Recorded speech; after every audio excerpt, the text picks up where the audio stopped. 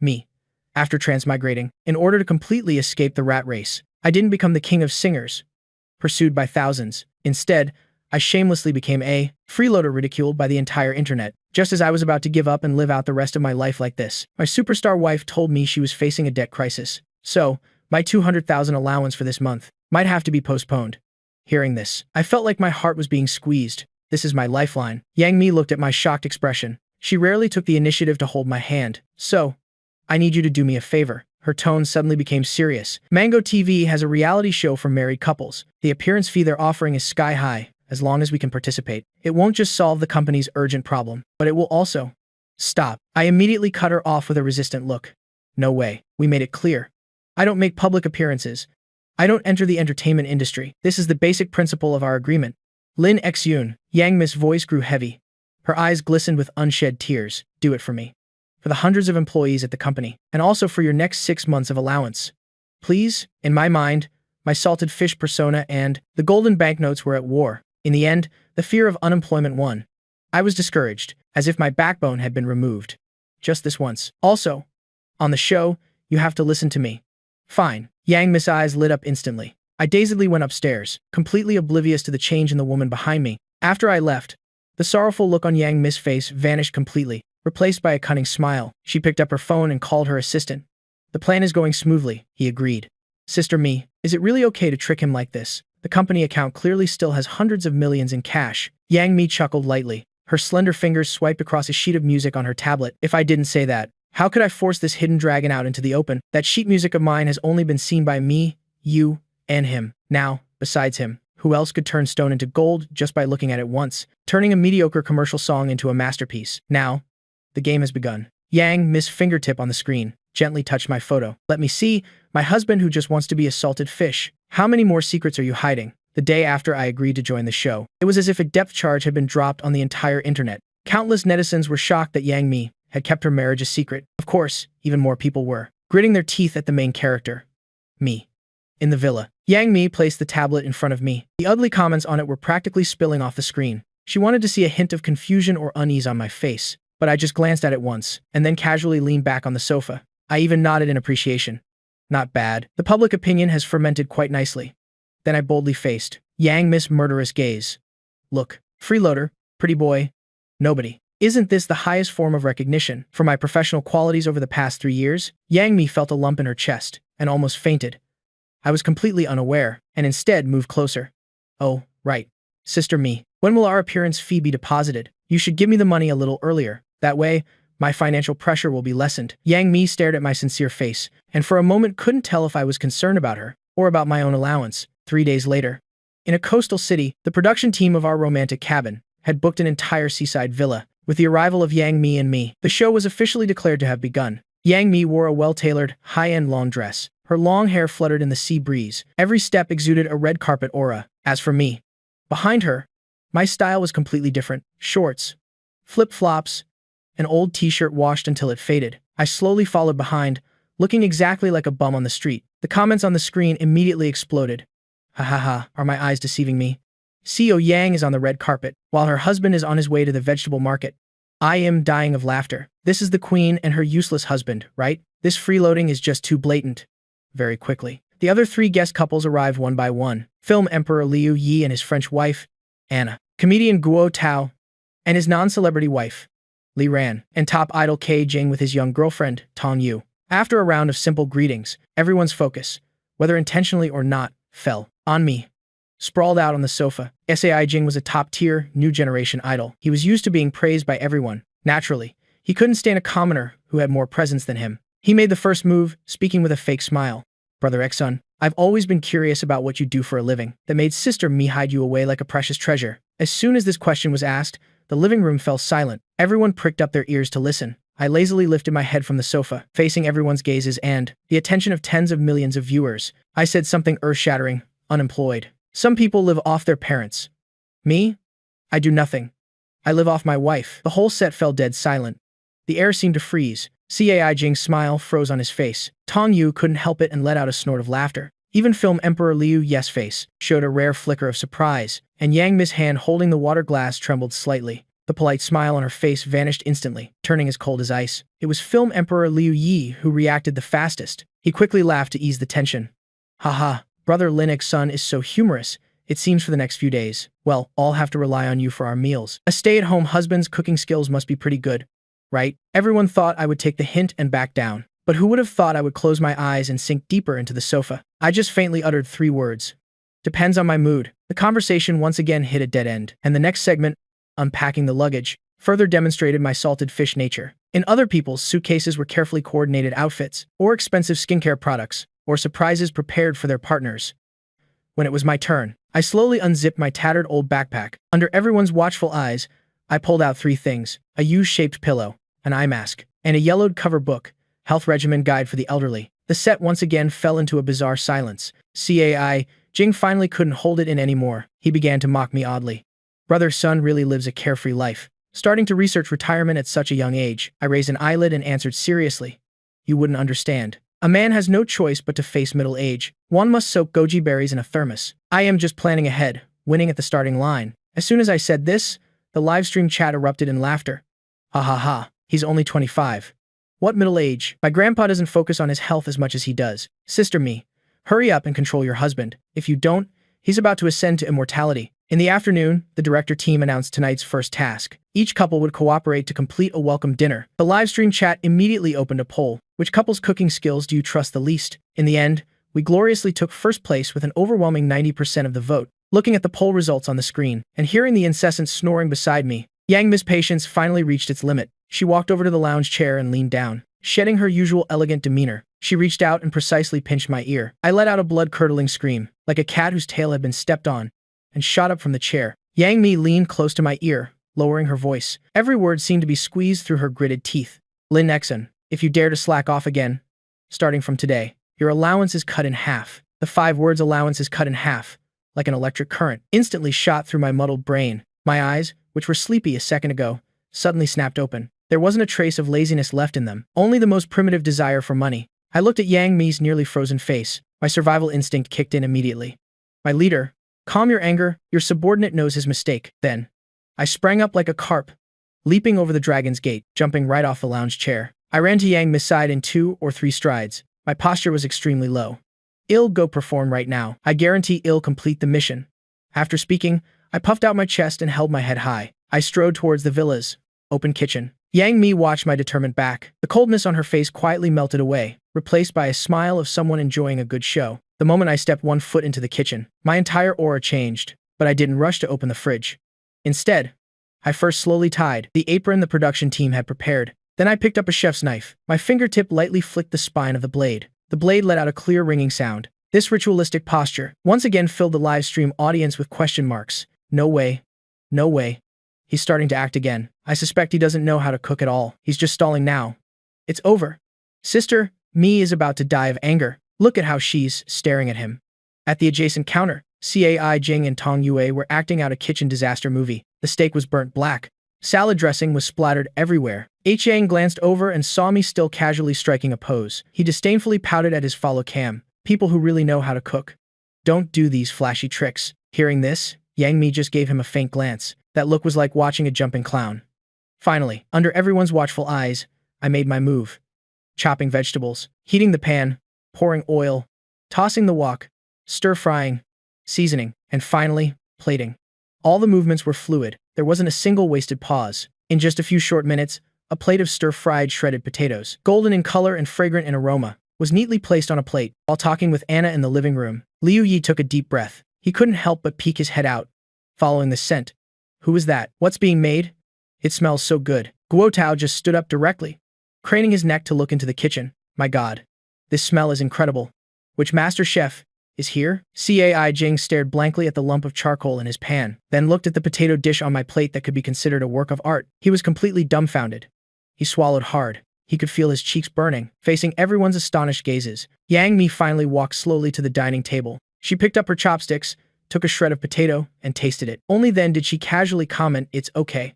Just home cooking level." As soon as these words were spoken, the comments in the livestream chat weren't just sour anymore. They were practically soaking in a vat of vinegar, rubbing salt in the wound. Is she trying to rub salt in the wound? Sister Mi. I get it now.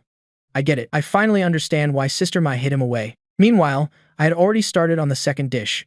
I wiped my hands, glanced at the person next to me who was still struggling with that piece of black charcoal, Kai Jing, and then offered a reminder. Hey, buddy, if you don't take your steak out, it's not going to be medium rare anymore. Hearing that, Kai Jing reflexively breathed a sigh of relief, but my next sentence directly made him collapse on the spot. It'll be the charcoal discovered by archaeologists, left behind by Pan Ju when he created the heavens and earth.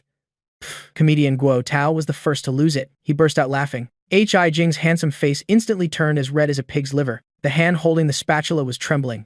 Dinner began. At the long wooden dining table, the atmosphere was magical. In the center were the 4 dishes I had made: stir-fried shredded potatoes, mapo tofu, diced stir-fried potatoes, and braised mashed potatoes.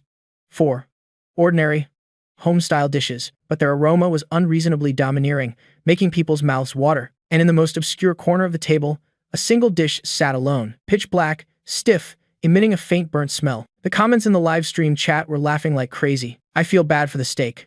What did it do wrong? It was just born in the wrong kitchen. This comparison is just too tragic. It's a public execution.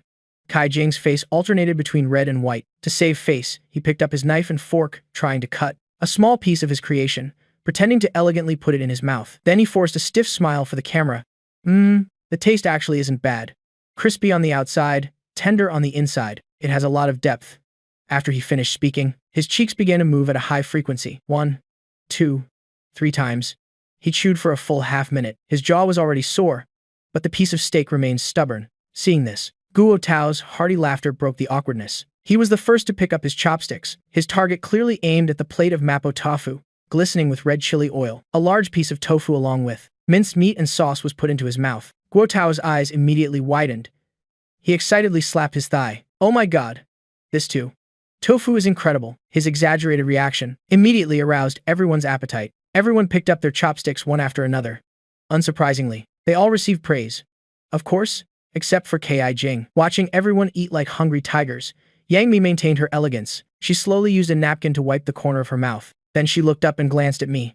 Today's performance was average. The heat was a little too high. Not as good as the meal you made for my last birthday. As soon as she said this, the air froze for a second. Guo Tao, who was eating like crazy, and Kai Jing had the same reaction. You call this average? So were they eating pig slop just now? The livestream chat was directly flooded with the 3 words humble brag filling the screen. Rubbing salt in the wound. Is she trying to rub salt in the wound?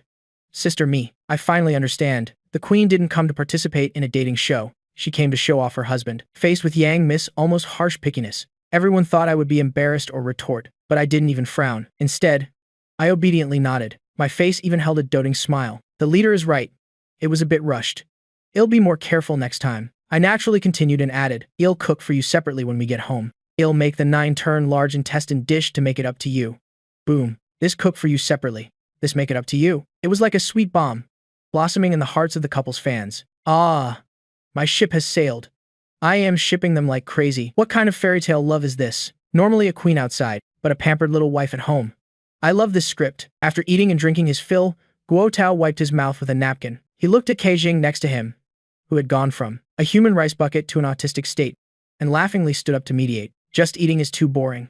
Come on, let's move to the living room. Let's have some after-dinner entertainment. Whoever has a talent, don't hide it anymore. Let the livestream audience enjoy the show too. For Kai Jing, these words were like a drowning person grabbing a lifebuoy. His dim eyes lit up instantly. Then I'll start by showing my humble skills. I happen to have written a theme song for my new album. Today, I'll borrow this opportunity to sing for the seniors and the friends in the livestream chat. Then he walked to the middle of the living room and chose from the instruments the production team had prepared. An expensive Martin guitar. He sat on a high stool in a professional posture. His girlfriend, Tong Yue, instantly transformed into his #1 fan. She held her phone up in front of him, excitedly making hearts at the livestream camera.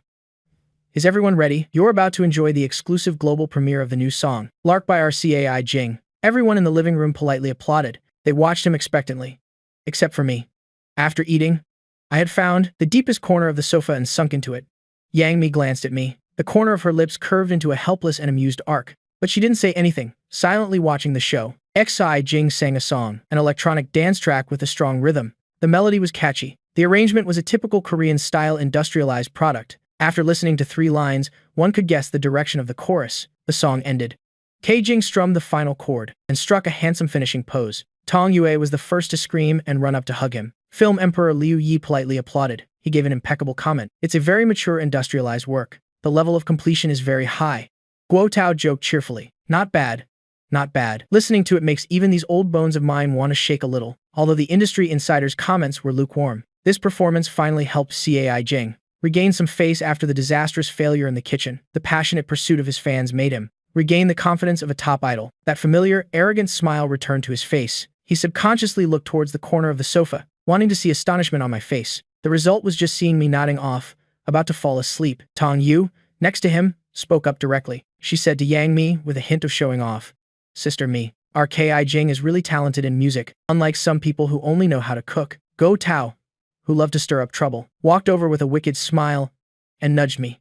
X-un, don't sleep. Let's hear your review of the new song by our superstar Ki Jing. I groggily opened my eyes, looking around in a daze, then I let out a long yawn. I rubbed my eyes. I seemed to be recalling what I had just heard. Then, in an extremely sincere tone, I said, it's very nice. Hearing this, the corner of Ki Jing's mouth quirked up slightly. I hesitated for a moment and added with a serious expression, the rhythm is strong, and the melody is easy to remember. If you play it in a residential square, the grandpas and grandmas will definitely love it. Poofed! Go Tao was the first to lose it. He spat out a mouthful of water. Liu Yi couldn't hold it in either. His shoulders shook violently. He finally just covered his face and laughed out loud. Yang Mi bent over even more directly. Her clear laughter echoed in the living room. She even laughed until tears came to her eyes. As for Ki Jing, his face was now even darker than the steak from earlier. He clenched his fists, his nails digging deep into his palms. He felt this was a humiliation. He gritted his teeth. He asked back, word by word. So, in teacher Lin Xun's opinion, what kind of music isn't considered square dancing background music? He was issuing a challenge. He wanted to force me to make a fool of myself in his professional field of music. Everyone's gaze, including the attention of tens of millions of viewers in the live stream chat, instantly focused on me. However, I just lifted my eyelids and glanced at him indifferently. There was no emotion in that gaze, as if looking at an unimportant stranger. I didn't say anything. I just hugged the velvet cushion in my arms tighter, shifted to a more comfortable position, and closed my eyes. The living room was deathly quiet.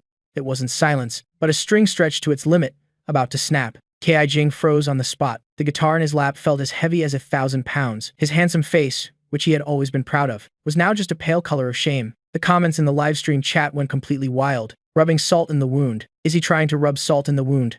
I declare, this is the most epic flex I have ever seen. No arguments accepted. Ci Jing, I feel like in the next second, he's going to rush up for a real-life fight with Brother Xun. Liu Yi and Guo Tao exchanged a helpless glance. No one dared to speak at this critical moment. Tong Yue was so worried she was about to cry, awkwardly tugging at Ki Jing's shirt, but she couldn't say a word. In this frozen atmosphere, Yang Mi, who had been leaning back on the single sofa, watching the show, finally made a move. She stood up and leisurely walked to the middle of the living room. Her gaze fell directly on Ki Jing. Superstar Ki, comparing yourself with my husband, isn't that beneath you? A seemingly light sentence was like a sledgehammer blow to Ki Jing's heart. Without waiting for his response, Yang Mi casually added, he's just a stay-at-home husband. All he thinks about every day is firewood, rice, oil, and salt. Talking to him about music, isn't that like playing a harp for a cow? She tilted her head slightly, the corner of her lips turning up. How could he understand the profound things that great artists like you pursue? These words sounded like she was defending me, completely classifying me as someone who doesn't understand music. But everyone in the living room was sharp, who couldn't hear the sarcasm in her words. Cai Jing's expression immediately became a few shades uglier. He wanted to retort, but found himself choked up, unable to say a word. After successfully pinning H-in down with a few sentences, Yang Mi finally turned around and aimed her spear at the man, who had been lying on the sofa from start to finish. She walked to the sofa, looking down at me. Her beautiful fox eyes glinted with a teasing light. However, only knowing how to cook is indeed a bit monotonous, she said with a faint smile, her voice not loud, but it carried clearly throughout the living room.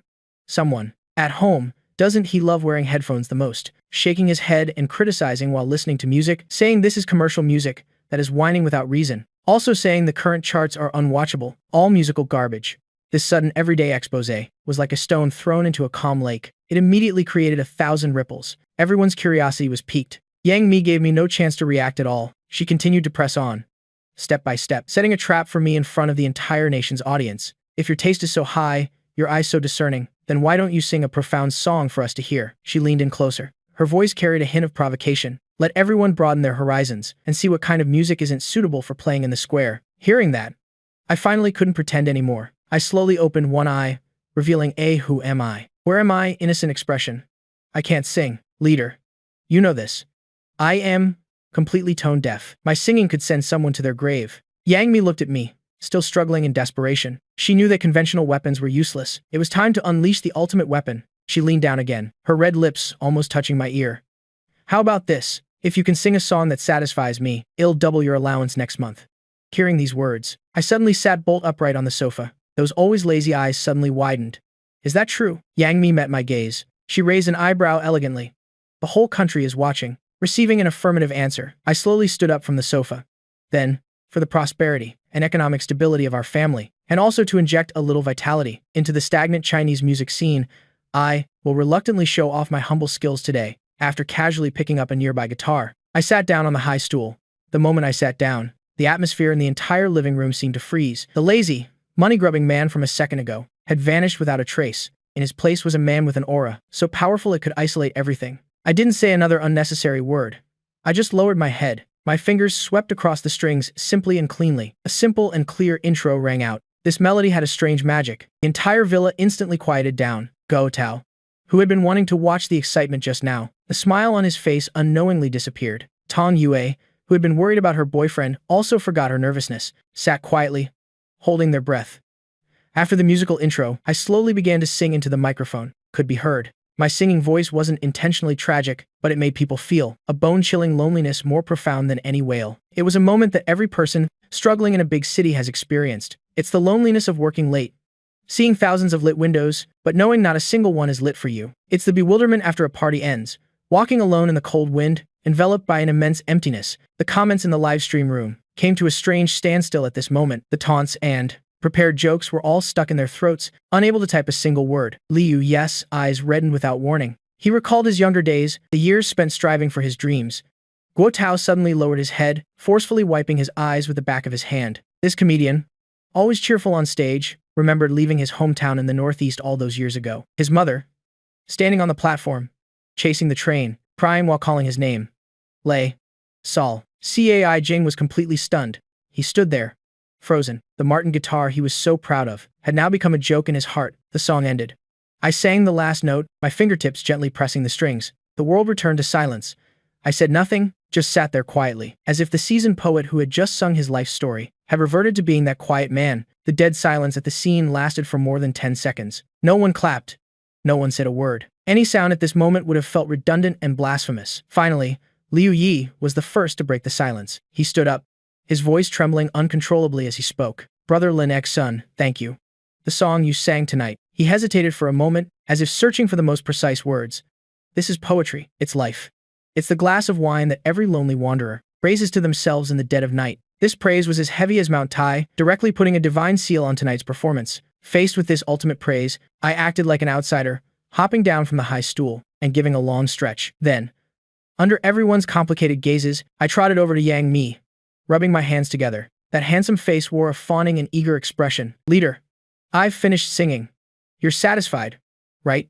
So, about that 400,000. The atmosphere froze for a second. PFAT. Ha ha ha. Oh, I can't take it anymore. Guo Tao, who had just been wiping his tears, completely broke character. He laughed so hard he slid off the sofa, clutching his stomach and howling with laughter. Even the always composed Liu Yi couldn't help but shake his head, his face a mixture of helplessness and amusement. Then, he solemnly extended his hand, looking at me seriously with the posture of an equal. Brother Lin X's, I was truly enlightened today. If it's convenient, let's exchange contact information. If there's a chance in the future, I will definitely ask you for a song, regardless of the price.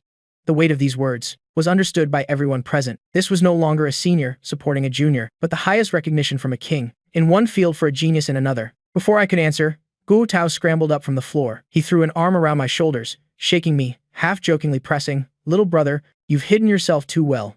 Spit it out. How many more talents do you have that we don't know about? If you still don't tell the truth, I'll eat all the braised pork you made." This threat successfully made a wary expression appear on my face. I immediately switched back to my usual salted fish mode, letting out a long yawn.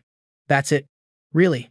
That's it. Not a single drop left. In this clamor, only Cai Jing was like a puppet whose soul had been ripped out. He stood in the corner, his face pale. The Martin guitar he was once so proud of was carelessly thrown to the ground by him, becoming trash. He didn't join any of the discussions, nor did he pay attention to the worried calls of his girlfriend, Dong Yu. He just stared at me blankly. his gaze a mixture of shock and unwillingness to accept defeat, along with the bewilderment of being completely crushed. Then he silently turned around and quietly walked back to his room. Slam. A heavy door closing sound declared the complete end of a top idol's pride. That night's livestream ended in such a strange atmosphere, but all the viewers knew this was just the beginning. By now, I had also returned to the bedroom. The door closed, isolating all the cameras and sounds from outside. The atmosphere in the room changed instantly. Yang Mi didn't, as usual, go remove her makeup or handle work. She just stood by the bed with her arms crossed. Her stunningly beautiful face was expressionless, but I keenly sensed an unusual sense of pressure. I knew something was about to happen. Lin Exun. Yang Mi spoke, calling me by my full name for the first time. Her voice lacked its usual teasing tone, containing only cold scrutiny. Stop pretending with me. Who are you, really? In the darkness, Yang Mi's eyes were like two scalpels, wanting to dissect me cleanly from the inside out. The story about your family owning a restaurant and being nauseated by the smell of grease since you were a child, that was a lie, wasn't it? She took a step forward, her aura at full force. A person who can't even stand the smoke in the kitchen could never write the sober one is the most absurd. I am busted. That was the first thought that popped into my head. The queen is angry. I probably won't get through this today. I sat down on the edge of the bed, running my hands through my hair, scratching it in frustration. All right, I admit that story was made up. I looked up, looking at the imposing woman before me. My eyes showed a hint of complexity. I was a little different since I was a child. I chose my words, beginning to spin a lie, a completely new one, but one that sounded more plausible. I am very sensitive to things like sounds, melodies, and words. I learn things ridiculously fast. Others might take a year to learn guitar. I can play it after a week of messing with it. Songs I've heard, sheet music I've seen once, I basically can't forget them. Let's just call it a natural talent. I hesitated a bit, my voice carrying a hint of self-mockery. But you can't eat this stuff. I tried singing in bars. People said my songs were too gloomy, not lively enough. I also tried sending my work to record companies. They said my lyrics were too convoluted, not commercial enough, that I couldn't get famous. I wanted to find a decent job, but I don't have any proper qualifications. After a while, I got lazy and didn't want to struggle anymore. These words of mine were half truth, half lie, yet they accurately touched upon all the pain points of a talented genius who never got his break. I looked at Yang Mi. Her scrutinizing eyes wavered slightly, so I played my most important card. My tone suddenly changed, from the earlier loneliness to eloquence, even carrying a bit of the nonchalance of a salted fish turning over. Until I met you, I suddenly discovered that there's actually such a promising career as being a freeloader, and it suits me perfectly. I thought, if I already have a capable wife, like you out there battling in the world, why should I still have to work so hard to prove what I can do to those fools? Can the things I know make more money than you? Isn't it nice to just lie down? This earth-shattering freeloader manifesto left even Yang Mi stunned. She had anticipated all my explanations, either hiding something or confessing a shocking secret, but she never thought that I would talk about freeloading in such an unworldly, matter-of-fact way. After speaking, not only did I not feel guilty, but I stood up and counterattacked. I walked up to Yang Mi, leaning down slightly to meet her gaze. My face held an unprecedented seriousness. So, leader, do these little talents of mine that occasionally slip out affect the stability of this homemaker job? If they do, rest assured, I promise to hide them very carefully in the future. I will absolutely not cause you any more trouble. I accurately kicked the ball back into her court. Yang Mi was completely speechless. She looked at this face so close to hers, those usually lazy eyes were now crystal clear. She couldn't tell, in these words, how much was real and how much was fake. The air in the room froze. After a long moment, Yang Mi managed to say through gritted teeth, "Next month's 400,000 is gone." After saying that, she didn't look at me again, turned and walked into the bathroom. A slam. The bathroom door was shut, leaving me with her charming back. I was left alone, facing the empty, luxurious bedroom. My earlier straightforward and roguish demeanor instantly collapsed. My facial muscles twitched. It was the heartache of losing 400,000. Just as I was mourning my lost assets, a click was heard in the bedroom.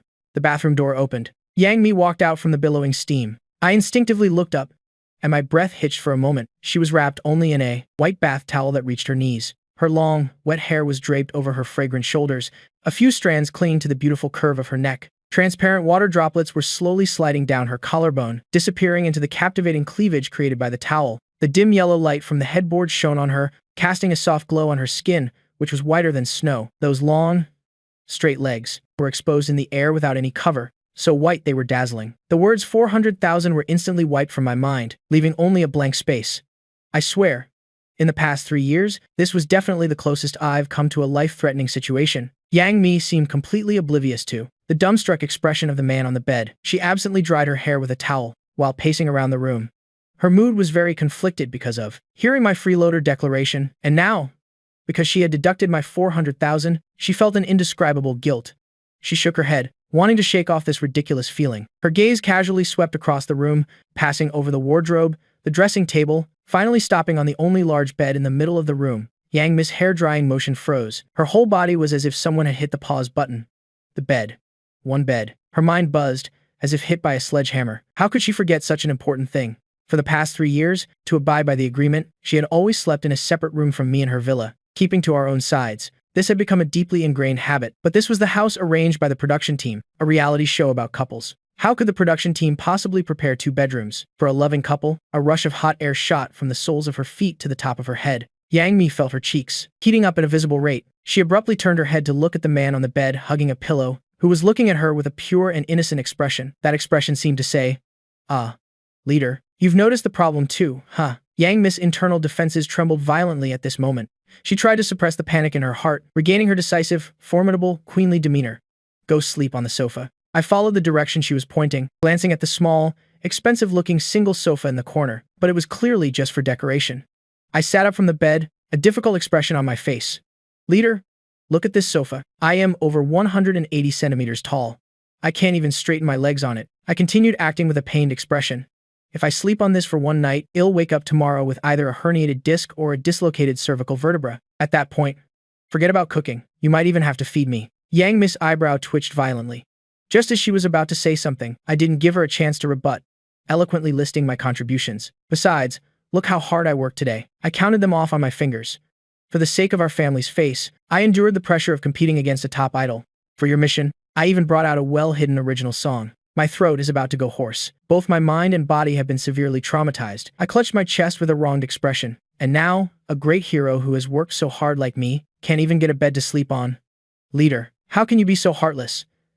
If the whole country finds out, they'll say you're abusing your house husband." This combo of mine left Yang Mi speechless. This bastard. How can he be so shamelessly eloquent? And with such a tragic air, too. The 2 of them, separated by a large bed, were in a strange standoff.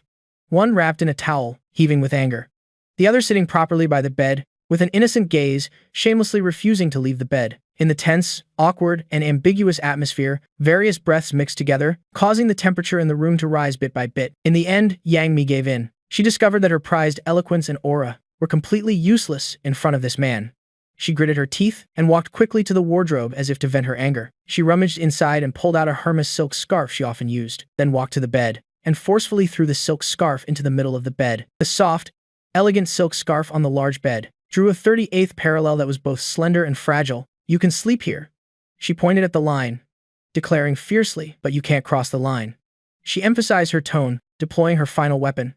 "If you dare cross the line, don't even think about getting a single cent of allowance for the next 6 months." I looked at the silk scarf that, with just a turn, could be rendered non-existent, my heart blooming with joy, but I still muttered under my breath. "This bed is so wide, it's like the great rift valley is between us. Besides, who can control themselves when they're asleep at night? What if I accidentally roll over?" Yang Mi's face instantly flushed red from her cheeks to her ears. Roll over. That choice of words was truly roguish. She was both embarrassed and angry. Her mind went blank, her body reacting before her reason could. She grabbed a soft bolster pillow from the bed and threw it with all her might, straight at my hateful face. "Shut up. If you say one more word, get out and sleep on the floor right now." I reacted extremely quickly, easily leaning aside to dodge it, and smoothly catching the thrown pillow in my arms. The pillow still carried the sweet, pure scent from Yang Mi's body. I chuckled, obediently shutting my mouth, and lay down in satisfaction. A victory. Yang Mi looked at my smug, triumphant expression, and gritted her teeth in anger, but she was helpless against me. She could only turn and go into the walk-in closet, slamming the door. I lay on the bed, placing the fragrant pillow under my head, and let out a contented sigh. A moment later, the closet door opened again. Yang Mi had changed into a conservative silk pajama set. She walked out with an icy expression. Not looking left or right, she lifted her side of the blanket and lay down rigidly, her body as stiff as a steel plate, trying her best to stay far away from the Chu-Han River in the middle. The bedroom was dead silent. Yang Mi's body was as stiff as an iron plate, lying right on the edge of the bed, almost about to fall off. That slender Hermes silk scarf was the Chu-Han River she had drawn. It was also her final psychological line of defense, but her senses had already betrayed her. The presence of the heat source beside her was too intense. A masculine scent, a mix of grassy body wash, and the smell of sunshine, was aggressively invading her territory, leaving her flustered and distracted. She was rehearsing 100 plans in her head. If he dared cross the line, she would kick him off the bed. As a result, In less than 3 minutes, a steady and deep breathing sound came from beside her. The sound was stable and low, carrying the peace of someone unconcerned with worldly affairs. He's asleep. Sleeping like a log. This huge contrast made Yang Mi feel a tightness in her chest. She was both angry and amused. She opened her eyes and stared at the blurry silhouette of the magnificent crystal chandelier on the ceiling. Heartless jerk. She cursed silently in her heart. The quieter it got, the more vividly the images swirled in her mind. My masterful knife skills in the kitchen, me singing with a guitar under the lights, the radiant focus while singing Chow Chow, and also the eloquent shamelessness when I was playing the victim, along with the fawning mention of 400,000. These images replayed over and over in her head, impossible to banish. She discovered that this man, this contract husband she thought she had under complete control, was, in a way she couldn't comprehend, completely occupying all her thoughts. Time passed. Just as Yang Mi's consciousness was hazily drifting off to sleep, an unannounced midnight earthquake erupted. The man sleeping like the dead beside her suddenly turned over. The large, soft bed shook violently with him. The Hermes silk scarf, symbolizing the queen's last shred of dignity, under my strong body, was easily crushed and crumpled, instantly becoming nothing. My whole body rolled over without any obstruction. Yang Mi's body instantly stiffened. The next second, an incredibly hot arm naturally rested on her waist. Immediately after, a messy head of hair moved closer. Warm breath puffed rhythmically onto the back of her ear and neck, her most sensitive area. It tickled so much, her scalp went numb. This zero-distance contact was like an electric current, instantly shattering all of Yang Mi's psychological defenses. Her heart suddenly stopped beating. Then it immediately began to pound crazily like a war drum. Each beat against her chest made her eardrums ring. She was even ridiculously worried that this heartbeat would wake up the guy sleeping like the dead next to her. For the past 3 years, she had been like a lone female warrior, fighting in the jungle of business and human hearts, long accustomed to the cold.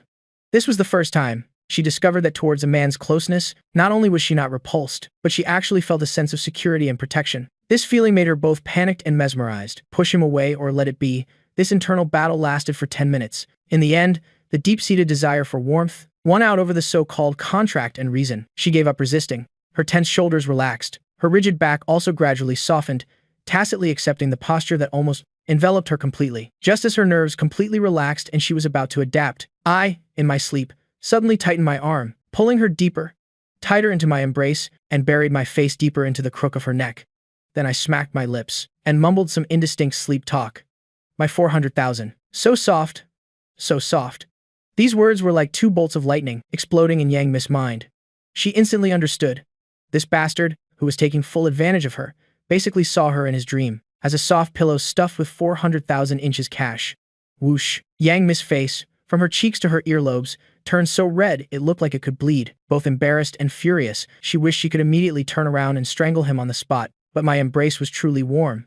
After giving up her resistance, Yang Mi, with an indescribably complex mood, fell into a deep sleep in the warm, solid embrace of this bastard. The night grew deeper. In the stillness of everything, my eyelashes, belonging to the one supposedly fast asleep, suddenly fluttered. The next second, I slowly opened my eyes. In the darkness, my eyes were crystal clear, without a trace of sleepiness. I lowered my head to look at the woman sleeping peacefully in my arms, feeling her steady breath on my chest. The corner of my mouth curved into a meaningful arc. I hugged the pillow in my arms a little tighter, and by her ear, in a voice only I could hear, I said slowly, "My queen, gotcha." A ray of sunlight pierced through the curtains, landing on Yang Mi's face. Her eyelashes fluttered. She woke up from a deep sleep. Her mind was still hazy. She only felt enveloped by a secure presence, incredibly warm. So comfortable, she wanted to linger a little longer. The next second, she suddenly became wide awake. The scene before her eyes made her mind go blank instantly. Her whole body was like a cooked shrimp. Limbs wrapped around me, her cheek pressed against my firm, warm chest. Social death. This was the only phrase in her head right now. She wanted to spring away, to escape, as if touched by a hot iron. But any big movement could wake up the bastard beside her. Just the thought of me catching her in the act sent a numbing sense of shame through her scalp. Yang Mi began a silent prison break. She held her breath, her movements as gentle as defusing a bomb. Inch by inch, trying to pull her arm from under my neck, then lift her leg. The process was maddeningly slow. Cold sweat had already soaked her back. Just as her toes were about to touch the edge of the bed, about to successfully escape, from above her, a teasing voice sounded without warning. "Leader, so passionate this early in the morning?" I opened my eyes at just the right moment, looking down at the woman in my arms, who was frozen and blushing furiously. Yang Mi was completely petrified. I blinked innocently, and continued to rub salt in the wound. "Oh my. Leader, you crossed the line." I jutted my chin towards the Hermes silk scarf, which had long been crumpled into a ball. "The contract doesn't say you're allowed to get handsy with me." I paused, my expression turning serious, my tone revealing an unreasonable accusation. Does this count as workplace harassment? You're talking nonsense. Yang, Miss Brain froze. Both embarrassed and angry, her language system completely collapsed. She had crossed the line. She had wrapped her limbs around me. She couldn't argue her way out of it, even with 100 mouths. In the end, all the shame, anger, regret, and madness turned into the most primitive physical action. Using all her strength, she lifted her leg and kicked hard, kicking the bastard who'd gotten lucky and was still acting smug off the bed. Thump. I yelped. Aya. Rolling off the bed with the force, and landed on the carpet. But I wasn't angry at all. On the contrary, I grinned while clutching my waist and starting the second act. Murdering my husband. My voice was not too loud. Not too soft, just wronged enough for the other person to hear clearly. This waist of mine was your pillow all night. It was hard and uncomfortable. And now look. You kicked me straight off the bed. How am I supposed to live like this? I demand compensation. I am demanding workers' compensation. Yang Mi looked at me playing the victim on the floor, her chest heaving violently with anger. She grabbed a pillow from the bed and threw it with all her might. Shut up. Get out. I easily caught it, hugging the pillow and chuckling. I scrambled up from the floor and obediently slipped out of the bedroom. The door closed, leaving only Yang Mi in the room. She collapsed back onto the bed, exhausted, pulling the blanket over her burning face. The air seemed to still hold. The fresh, grassy scent from my body, mixed with a flustering ambiguity after all the teasing and flirting. At the breakfast table, the live stream camera turned on again. The atmosphere was completely different from yesterday. Liu Yi and Guo Tao looked at me, with expressions of increased admiration and scrutiny. Tai Jing didn't appear. Dong Yue just said he wasn't feeling well and wouldn't be filming today. But everyone knew clearly, it was his heart that wasn't well. I acted as if nothing had happened, bringing out the meticulously prepared breakfast. The interaction at the table was incredibly subtle in the eyes of the audience. I ladled a bowl of porridge, thoughtfully placing it in front of Yang Mi. Then I gave her a look that only the two of them would understand and said leisurely, "Leader, did you sleep well last night? I think your complexion looks great today. Your dark circles are gone too." Cough. Cough. Cough. A mouthful of porridge got stuck in Yang Mi's throat. She almost spat it out on the spot. She choked until her face turned bright red, a pink flush quickly spreading to her ears. She didn't dare to answer, much less look at me. She could only shoot me a sharp glare, then lowered her head and stirred the porridge in her bowl with a spoon. This scene was perfectly captured by the live stream camera. The comments immediately exploded. Ah. Something definitely happened. Everyone, look at Sister Miss blushing face. That look from Lin Xun. Damn, he's teasing the queen. He actually dares. What on earth happened last night? Why do I feel like the vibe between them has completely changed? Lin Xun has turned from a serf into the master. While the live stream audience was wildly speculating, the insistent ringing of a phone broke the silence of the dining room. Yang Mi's phone, which was on the table, the screen lit up crazily at the same time. The huge wave caused by last night's song, after fermenting overnight, had become a storm. Now, the storm had arrived. Yang Mi's flushed face was instantly covered in a layer of frost. She picked up her phone. On the screen was a scene like the apocalypse. On the top right corner of the WeChat icon, the number 99 plus was a dazzling red. In the call log, a long list of missed calls was shockingly bright red. From CEOs and company shareholders to friends in the industry, it seemed like her entire contact list had called her. She swiped the screen. Before her fingertips could even tap on any chat box, a call from someone saved as CEO Zhang took over the entire interface. The major shareholder of Wang Yu Entertainment, an old fox on a normal day, whom she only met during board meetings. Yang Mi forced herself to calm down, then pressed the answer button. As soon as the call connected, CEO Zhang's powerful voice exploded from the receiver. CEO Yang. What's wrong with you? Your husband, Lin Xun, is such a big shot, and you hid him from me for 3 whole years. Do you know that the outside world has been turned upside down? Everyone is asking who Lin Xun is. My old friends are about to blow up my phone. They're all asking if I can contact him to request a song. Are you hiding an atomic bomb in your house as decoration? Yang Mi gripped her phone, her knuckles turning white. As she dealt with the shareholders' questioning, she glanced at the WeChat messages continuously popping up. Di Li Reba. Sister? Brother Xun. Damn. He's speechless. Did you hold a gun to his head to make him write that song? Xiao Cho? It's too amazing. It wasn't just her. The staff and artists under her, as if on cue, used a series of emojis and question marks to express their extreme astonishment. The whole world was in an uproar. It was boiling over. Yet the center of the storm was calmly peeling a tea leaf egg. I slowly peeled off the entire shell, revealing the smooth egg white, then put it in my mouth, eating it in small bites. As if all of this had nothing to do with me, I even had the spare time to look up. Using the tone of a caring subordinate, I kindly reminded her, "Boss, the porridge is getting cold. Drinking it cold isn't good for your stomach." I paused for a moment and added in an extremely sincere tone, "Don't just worry about business deals worth hundreds of billions. An army marches on its stomach. Fill your belly first before striving for success." Yang Mi almost couldn't breathe. Did this bastard know that he himself was a walking gold mine worth hundreds of billions? She looked up and shot me a sharp glare, her eyes like daggers. You just wait. Then she lowered her head, continuing to struggle in the sea of information. Just then, another call came in. When she saw the name on the caller ID, Miss Heart skipped a beat. Na Ying, the unshakable queen of the Chinese music scene. She didn't dare to delay, quickly clearing her throat before answering the phone. Sister Na. Good morning. What good morning? Yang Mi, you're not being very nice.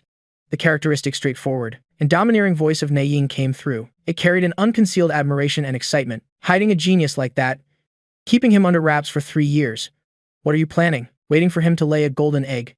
I've heard that song, Xiao Chao. I listened to it over and over all night. The lyrics are vicious. It stabbed me right in the heart. Where is this kid? I want to meet him. Now. Right away. Na Ying's tone allowed no room for doubt. In the end, she even asked half jokingly, half seriously. Tell me, Xiao Chao, are you selling it? Name a price. I'll buy it. This phone call was like a sledgehammer, completely waking Yang Mi up. Only then did she truly realize what I had casually thrown out last night was, in fact, an existence on a whole other level. This was no longer a simple matter of becoming famous or going viral. This was a tsunami big enough to make the entire Chinese music industry tremble. She hung up the phone with a headache, warily rubbing her temples, feeling like her mind was a jumbled mess. Who was that, making you look so serious? My punchable face leaned in close again, my face filled with pure curiosity. Yang Mi no longer had the energy to be angry with me. She weakly uttered 2 words. Na Ying.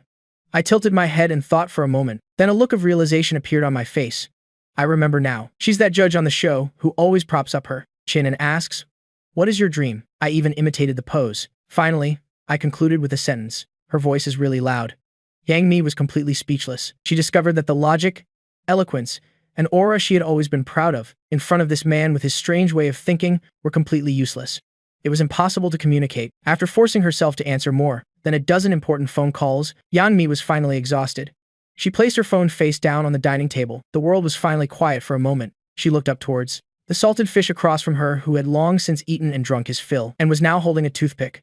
After a long moment, she let out a long sigh, as if to release all the pride and pretense of the past 3 years. She relaxed her tense shoulders, letting go of her queenly aura, adopting a posture that even she found unfamiliar, one that even carried a hint of fatigue and a plea for help. She spoke softly. Lin Exun. I didn't answer right away. I just tilted my head. My eyes, which always held a hint of teasing, were now calmly looking at her. Yang Mi felt a bit unnatural under my gaze. Just as she was about to say something else, I tossed the toothpick onto the table. I stood up leisurely. All right.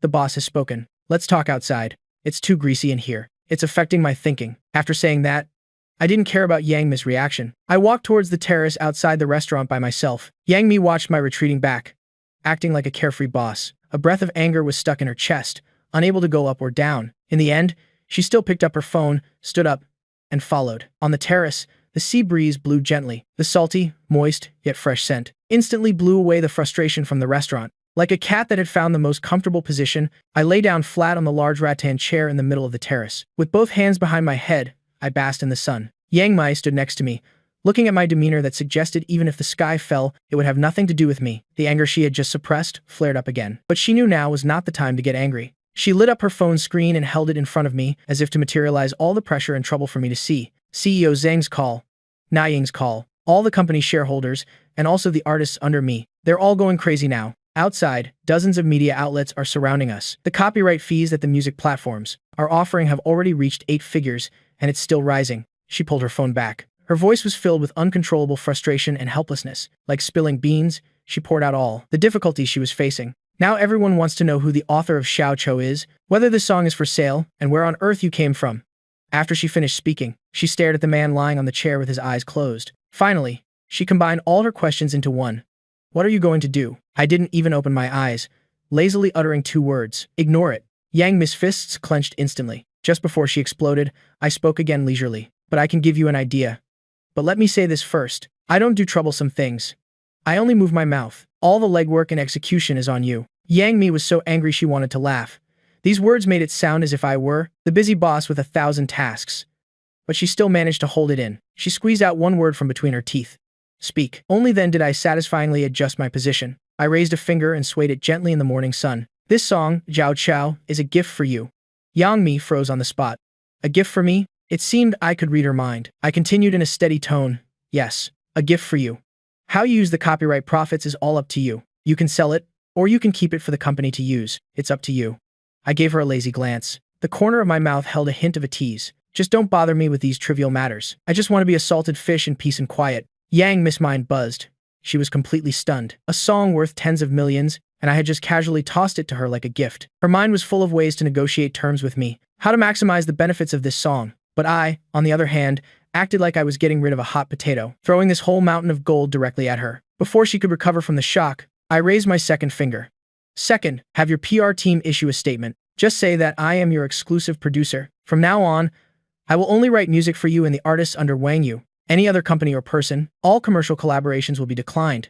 I clicked my tongue, giving a reason that made Yang Mi not know whether to laugh or cry. This way, it elevates your status as the boss, and also cuts off any ideas from outsiders. One and done. From now on, no one will disturb my sleep anymore. For the sake of a good night's sleep, he directly cut off all external paths to wealth. Yang Mi felt that her worldview was being shattered bit by this man. I was clearly playing dirty, but behind that shamelessness was hidden a commercial wisdom of the highest level and a favor that made her heart warm.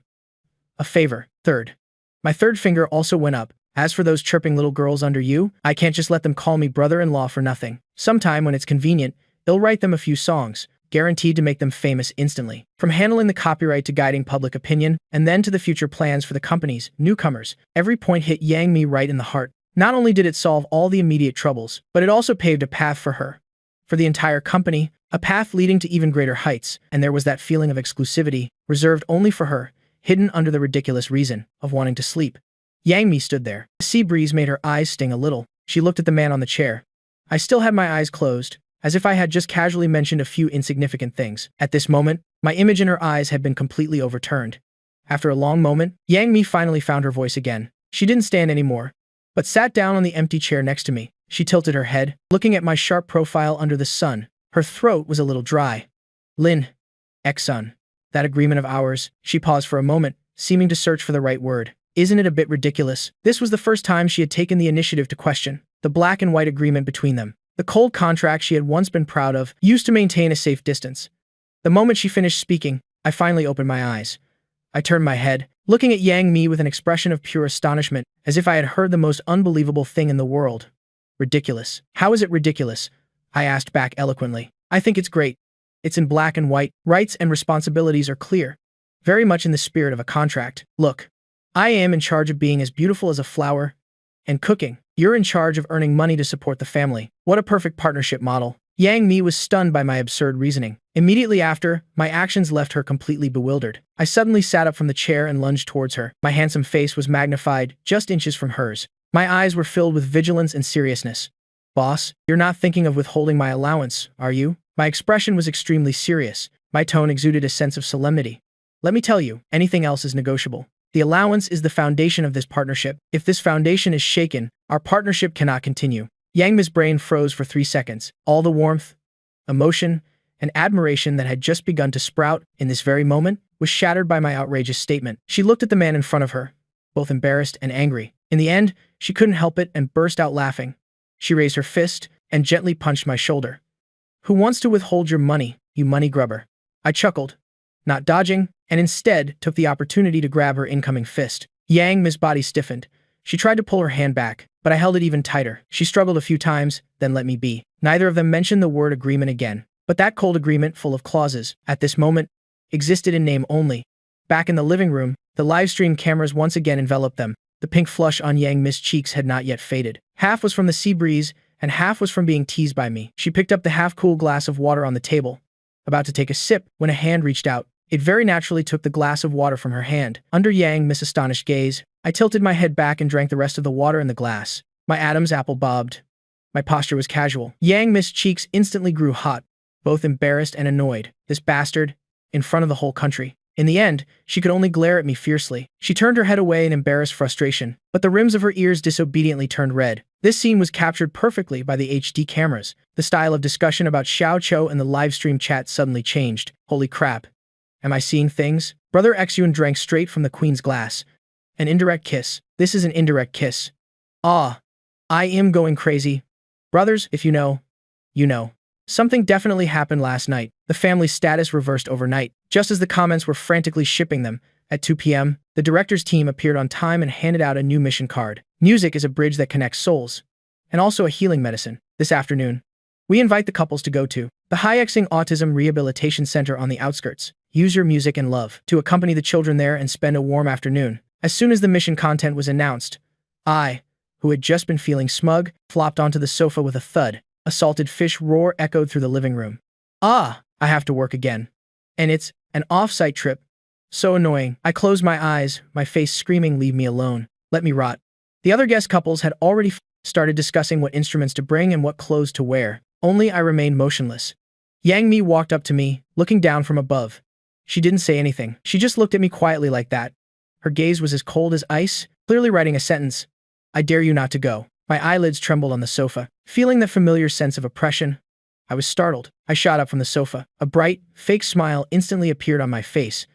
The boss is right. Being able to contribute to a public welfare cause is the sacred and undeniable responsibility of our younger generation. I've been ready for a long time.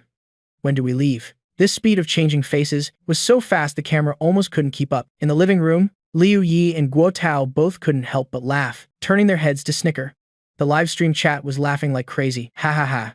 Brother Exun's survival instinct is carved into his DNA. The family hierarchy is as clear as day. 1 second he's the king of the world. The next second, whatever the boss says is right. This is how a real married couple acts.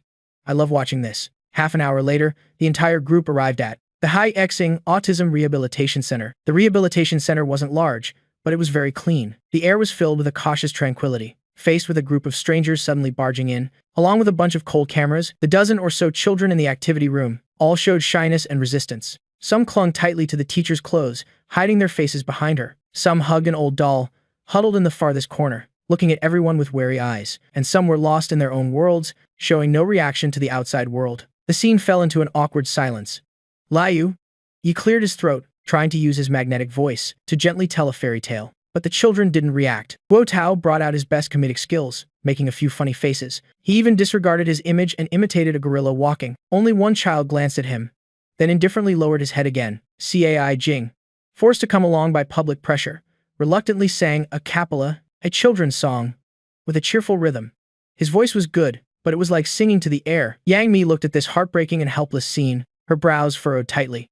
Just when everyone was at a loss, I sighed softly in the corner. Then I slowly unzipped my old backpack. Under everyone's curious gazes, I took out something from inside that no one expected. A small harmonica, shimmering with a fluorescent glow. I didn't go into the middle of the crowd. Instead, I casually found a step in the corner and sat down. I didn't say anything, just placed the small harmonica to my lips and closed my eyes. The next second, a melody like a stream in a mountain gorge flowed from the harmonica. It was a simple, clear melody, but it was ethereal and melodious. It had no complex techniques, nor any intense emotions. There was only a pure warmth that could soothe the soul. The moment the harmonica sounded, the whole world fell silent. Like a magical, warm current, it flowed into everyone's heart in an instant. The slightly noisy activity room became completely silent. The anxious expressions on the teachers' faces froze. Liu Yi and Guo Tao stopped all their actions, looking towards that corner with disbelief. The most miraculous change happened to the children. Their restless and anxious emotions seemed to have been gently soothed by this harmonica music. 1, 2, 3. The children who had been lost in their own worlds all turned their gazes towards the man, sitting in the corner, playing the harmonica with his eyes closed. In their eyes, there was no longer vigilance and fear, but a pure curiosity that gradually appeared. Suddenly, the shyest little girl from before moved. She slowly raised her head. She looked at me. Her clear eyes, like water, reflected my image. Then, under everyone's bated breath, she let go of the doll she was hugging tightly. She stood up from the ground and, step by step, proactively walked towards me. She walked to my side and stopped, reaching out to gently tug on my shirt hem. This scene stunned all the adults present. The teachers from the rehabilitation center covered their mouths, their eyes instantly turning red. They knew how difficult it was for these children to proactively make contact with a stranger. As for Yang Mi, she was completely stunned. She stared blankly at the man whose shirt was being pulled by the little girl, watched me slowly play the last note, then slowly opened my eyes. I looked down. Seeing the little girl beside me, I wasn't surprised, nor did I shy away. I just gave the little girl a smile that was clear, pure, and indescribably gentle. At that moment, Yang Mi's heart felt like it had been struck by something. The comments, after being silent for a full minute, completely exploded with unprecedented frenzy. I am crying. A grown man like me is crying like an idiot in the office. What kind of divine scene is this? How many more skills does he have that we don't know about? That tune was so beautiful. My heart melted listening to it. Does anyone know what that song is? The focus isn't the song, but the person. Did you guys see the way he looked at that little girl? Oh my god, that's the gentlest gaze I've ever seen. Yang Mi couldn't hear the clamor of the comments. In her world, there was only the man sitting in the corner, and the little girl pulling my shirt. She realized for the first time that the man she had used as a shield for 3 years, I not only possessed world-shaking talent that could overturn the entire industry, but also had the softest and kindest heart. That gentleness wasn't faked. It was a kindness that radiated from the very marrow of his bones. She looked at me, admitting for the first time in her heart, perhaps I fell for him long ago. The sun began to set. Golden light streamed through the floor-to-ceiling windows, coating the entire activity room in a warm glow. That smile was like a key. In an instant, it pried open the little girl's locked world. My smile had no ingratiation, no acting. It was as pure as the sky after a rain. I didn't stand up. I took the opportunity to sit cross-legged on the floor, completely matching the children's height. I stopped playing the ethereal tune. The harmonica was at my lips. A melody that everyone was extremely familiar with began to play. 2 tigers. Twinkle, twinkle, little star. The simplest children's songs, coming from my harmonica, carried a magic that soothed the soul. The harmonica played at a steady pace, echoing in the activity room. 1, 2. More children huddled in the corner were drawn by this melody. They carefully moved their feet to gather around. They didn't speak, just looked at me with their clear eyes. Like a herd of fawns lured by a flute, the style of comments in the livestream chat completely changed. Holy crap. Even a master has to play children's music to coax kids. This sense of contrast is amazing. What are you laughing at? This scene is so healing. As a real man, my heart melted watching this. Guo Tao's eyes darted around. He winked at Liu Yi. The two of them slipped into the equipment room and dug out some dusty maracas, a tambourine, and a triangle. Guo Tao took the maracas. He shook them while doing a silly Yangi dance. His funny movements made a few of the bolder children laugh. Liu Yi, on the other hand, gave the triangle to a little boy closest to him, giving the boy an encouraging look. The atmosphere immediately warmed up. I stopped playing the harmonica. I began to patiently teach the children to clap to the beat. Listen to my sound. Dum dum dum. That's right. Just like that. You're so good. My voice was very gentle, completely different from the usual lazy, nonchalant salted fish. One child couldn't catch the rhythm and shook the maracas frantically. He was so anxious he was about to cry. I wasn't angry. I reached out and gently patted the boy's head. I smiled and played the melody slower, teaching him again, note by note. Yang Mi watched this scene, and a place in her heart softened. Back at the romantic house, dinner was ready. H. Jing was still absent. Tong Yue just said he had a stomachache and was resting in his room. But the atmosphere at the dinner table was unprecedentedly harmonious. I probably used up too much energy in the afternoon. I personally made sweet and sour pork ribs, scrambled eggs with tomatoes, and stir-fried vegetables. There was also a pot of mushroom soup. Lin Xun, this afternoon, you really opened my eyes. You have a power to turn something rotten into something magical. Liu Yi praised sincerely. Guo Tao nodded repeatedly. That's right. I've never seen those kids get so close to a stranger like that. This kid's got some skills. I was feeling pleased with myself. I was just about to pick up a piece of rib that had the most appealing color to reward myself. But a pair of chopsticks was faster than me. Yang Mi reached out her chopsticks and precisely picked up that piece of rib. She steadily placed it into the bowl in front of me. The dining room fell instantly silent. I was stunned. My chopsticks hovered in midair. I looked at the glistening rib in my bowl, then looked up at Yang Mi beside me, who still maintained a normal expression. My face immediately filled with exaggerated surprise. Boss, is this for me? I pulled the bowl a little closer to me, afraid someone else would snatch it. I haven't done anything to deserve this. Was it because I performed so well this afternoon, making the boss look good in public? Seeing the corner of Yang Mi's mouth twitch up, I immediately pushed my luck. I lowered my voice and asked expectantly, so, that 400,000 allowance that was deducted before, can I have it back? Guo Tao almost spat out his mouthful of soup. Yang Mi's budding tenderness was choked off by my one sentence. She was both angry and amused. In the end, she could only give me an annoyed glance. But that glance no longer had its usual cold and distant look. Amidst the waves in her eyes was a pout and a smile that even she herself didn't realize. Guo Tao and Li Ren watched this scene, revealing the knowing smiles of parents. And this scene was also broadcast across the internet through the live stream cameras. After 3 seconds of silence, the live stream chat completely exploded. Hey, what did I just see? The queen took the initiative to give food to brother Xun. Oh my god, that look. Did you guys see that look? It's overflowing with love. The sweetness level is off the charts. The atmosphere at dinner, thanks to the afternoon's public service activity, became extremely harmonious. Liu Yi and Guo Tao, one glass after another, were all toasting me. His mouth was filled with words of heartfelt admiration. Lin Xun, about this afternoon. I am truly impressed by you. Guo Tao held his wine glass, his expression serious. I've spent my whole life making jokes and making people laugh. I've never seen anyone like you, who didn't have to lift a finger. And yet, Could win people's hearts like that. Liu Yi also nodded. There's something very special about you. I can't quite put it into words, but it's very attractive to others, especially to pure souls. I chuckled. I accepted it all without refusal, not being modest in the slightest. Yang Mi sat to one side. She didn't say much. Just listened quietly. Even she herself didn't realize it. A faint smile was hanging on the corner of her lips. She would occasionally look up. Her gaze would unconsciously fall upon me. Then, as if shocked by electricity, she would quickly look away. The meal came to an end. Guo Dao and Liu Yi. They exchanged a knowing glance. Then Guo Dao suddenly slapped his thigh and stood up. Oh my, this won't do. This wine is starting to get to me. I have to help my wife back to rest. Liu Yi also stood up. He pretended to yawn. You're right. We should get some rest. We still have a task tomorrow. Before leaving, Guo Dao passed behind me. With his back to the camera, he winked at me. He also secretly mouthed good luck. I raised an eyebrow. I responded with a reassuring look. In an instant, only Yang Mi and I were left in the dining room, with no outsiders around. The ambiguity in the air immediately swelled. It was so oppressive, it was hard to breathe. I am going out for some fresh air. Yang Mi felt her cheeks flush slightly.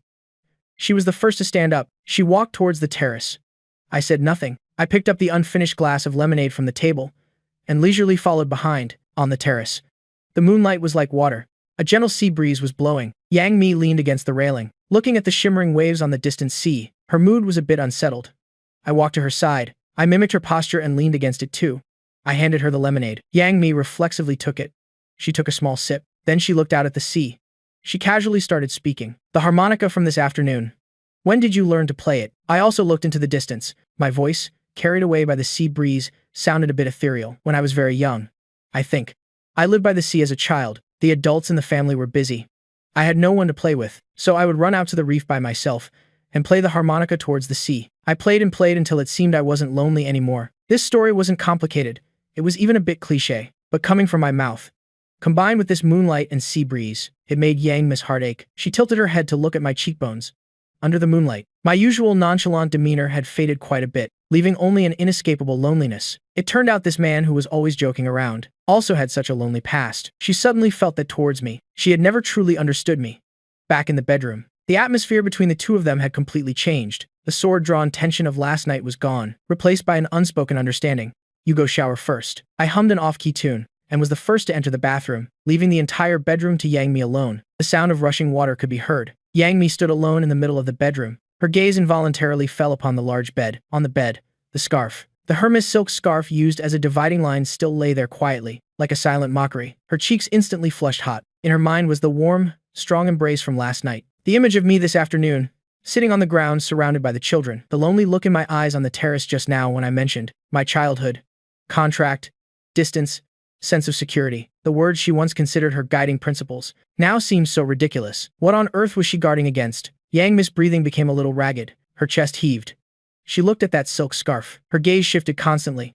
Finally, in the second before the sound of water in the bathroom stopped, she seemed to have made some kind of decision. Yang Mi quickly walked to the bedside. With one hand, she snatched the expensive silk scarf. Without a second glance, she crumpled it directly into a ball. She turned, opened the wardrobe, and threw it into the deepest corner. After doing all this, she seemed to have exhausted all her strength. Her back leaned against the wardrobe. Her heart pounded. She didn't dare stay outside for long, afraid I would come out and discover her little action. Yang Mi quickly grabbed her pajamas, almost as if fleeing. She rushed into the newly vacant bathroom. Slam. The door was shut.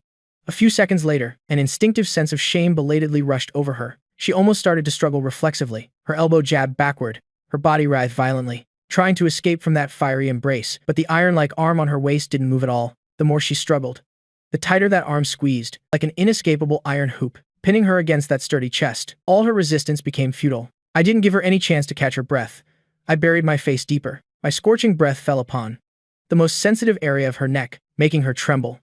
My voice was even deeper and huskier than before, carrying an oppressive feeling that was impossible to resist. Why aren't you saying anything, boss? I paused for a moment. My warm breath brushed past her earlobe. Is that a silent agreement? These 3 words were the last straw that broke the camel's back. Yang Mi's psychological defenses completely crumbled. She gave up struggling. Her tense body immediately went limp. Her cheeks were shockingly hot.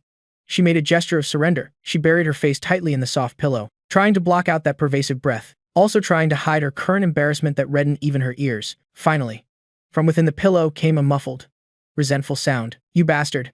This bastard had no force behind it at all. It was more like she was pouting in her confusion. The corner of my lips quietly turned up. I knew this iceberg had completely melted, but I didn't immediately press my advantage. Instead, I gave her some time to calm down. I relaxed the arm that was holding her. Instead, with a force that was incredibly gentle, I patted her back lightly. That action carried no desire whatsoever, as pure as comforting a startled cat. This sudden gentleness caused Yang Mi's tense nerves to slowly relax. She could feel the warmth from my palm. She still kept her face buried in the pillow, not daring to move. Waiting until her breathing became a little more stable, I leaned down again.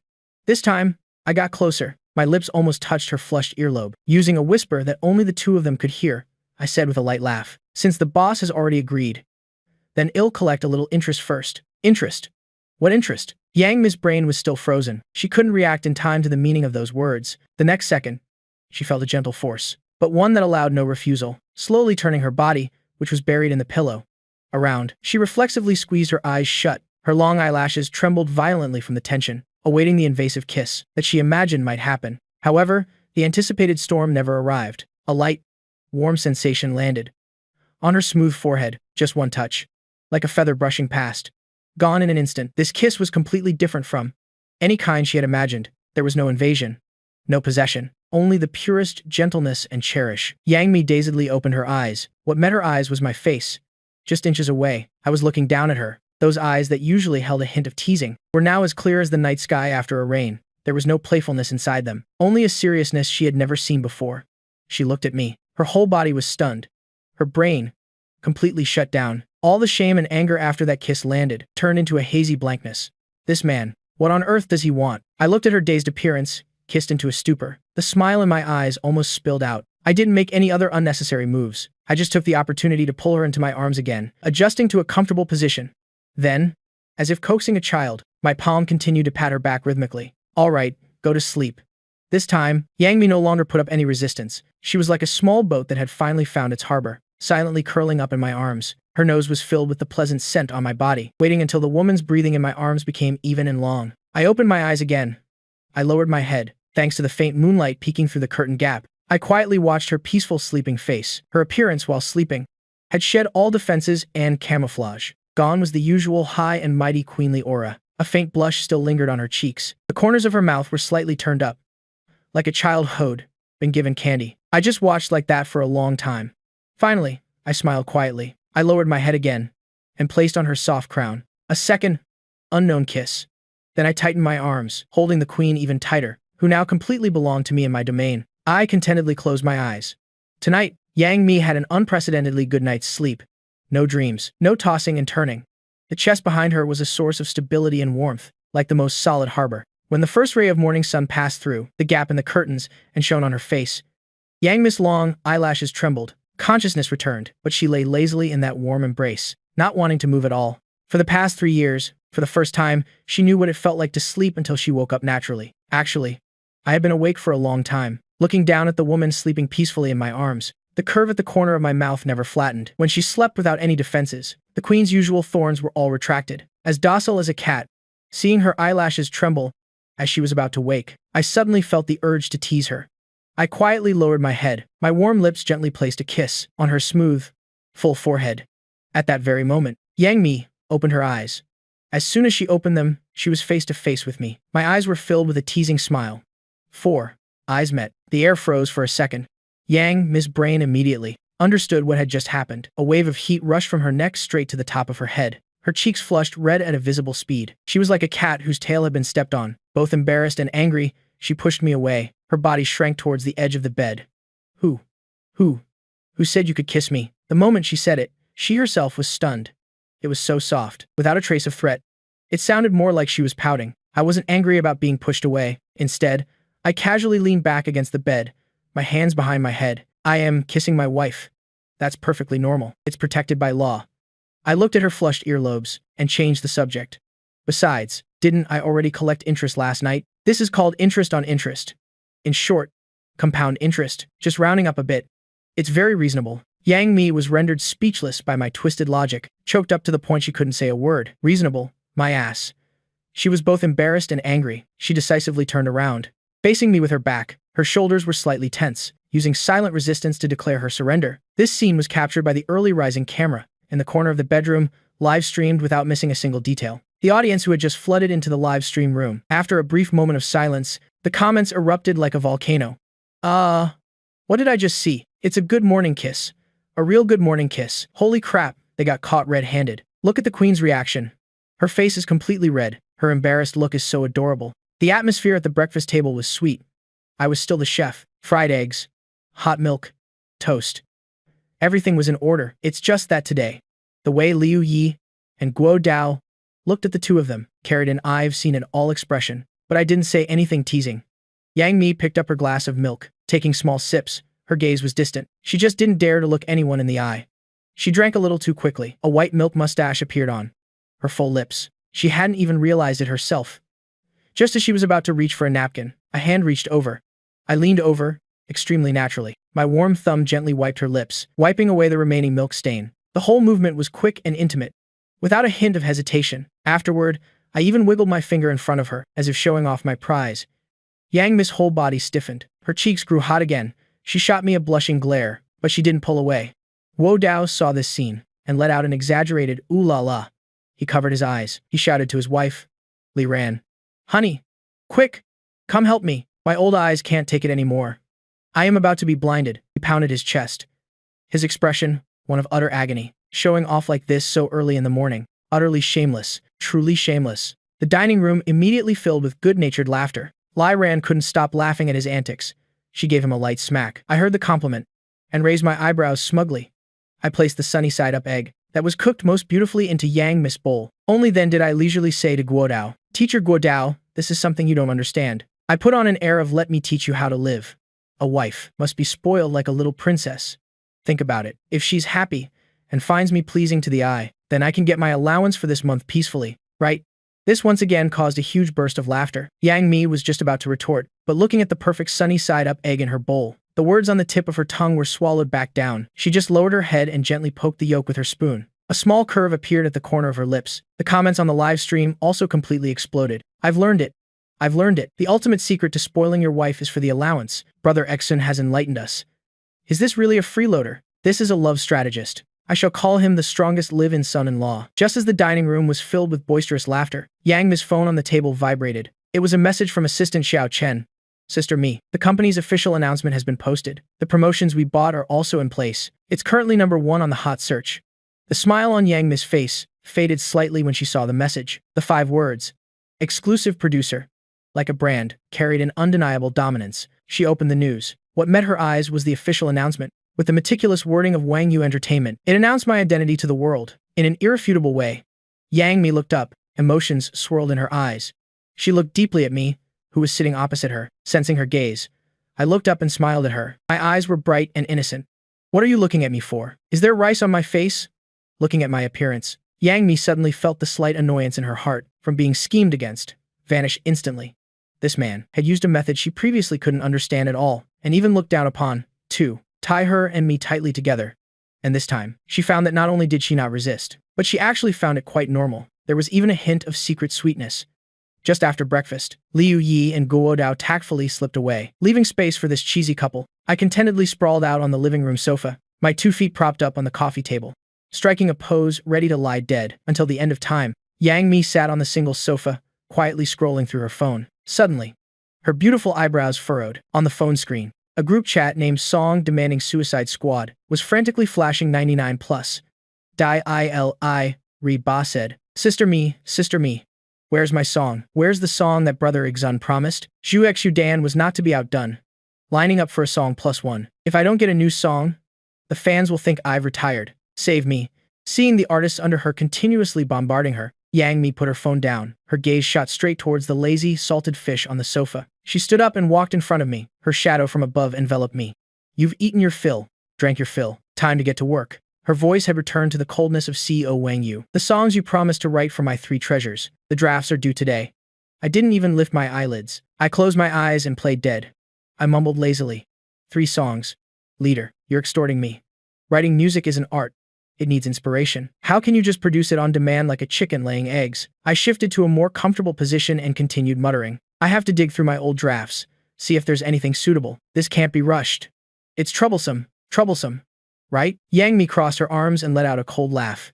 She bent down, her full, red lips close to my ear. Her warm breath tickled my ear. If you can't find them today, I don't mind letting you experience tonight what real trouble is. This threat was more effective than any stimulant. I was instantly revived to full health. I shot up from the sofa in a flash. My back doesn't hurt anymore. My legs aren't tired anymore. My face was filled with righteous spirit. To dedicate myself to the company is my undeniable responsibility as the exclusive producer. I pounded my chest and said with absolute certainty, a song library is like water in a sponge. You just have to squeeze a little and it'll come out. Where's the music room? Lead the way. This face turn made the Guo Dao couple, who were pretending to admire the scenery, not far away, almost burst out laughing. The live stream comments turned into a sea of joy. Ha ha ha. Brother Xion's survival instinct is etched into his very bones. What is this real trouble? Give us the details. I am willing to pay to see it. In the villa's professional music room, the soundproofing was excellent. I was escorted in by Yang Mi, without any awareness of being a prisoner. On the contrary, I was like a big boss on an inspection tour. This chair won't do. It's too hard. It'll affect my inspiration. The lights are too bright. Turn off the main light. Turn on that floor lamp. I am thirsty. I want to eat a tangerine. Yang Mi suppressed the urge to hit me. She adjusted everything for me. Finally, she resignedly picked up a tangerine. Peeling it segment by segment, she brought it to my mouth. I opened my mouth and ate it nonchalantly. Only then did I slowly pick up the blank sheet music and pencil on the table.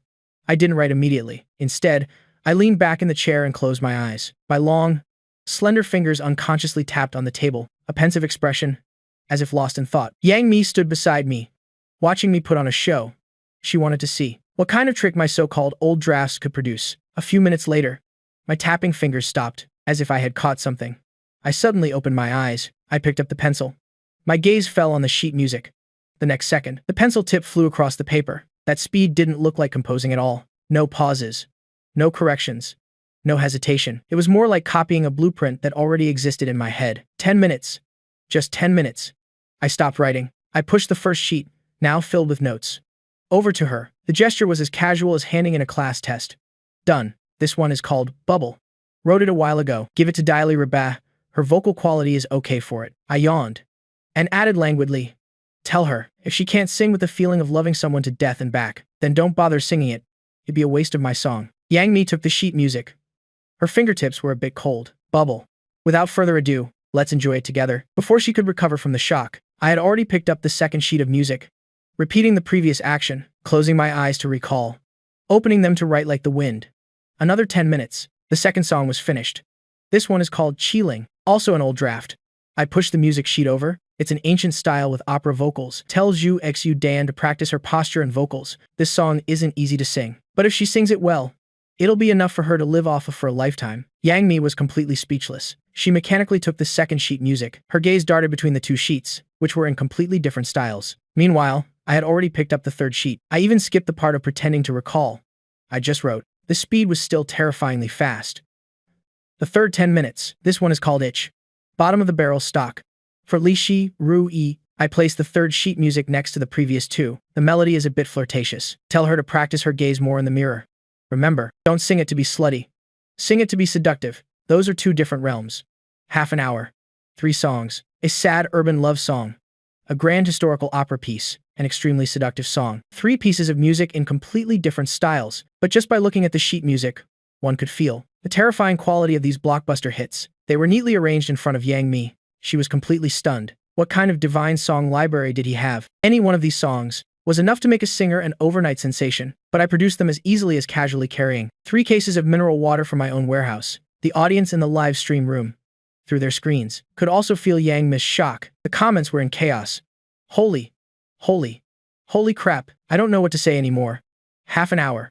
3 theme songs. You call this digging through old drafts? This is copying. After finishing all this, I stretched lazily and slumped back into the chair.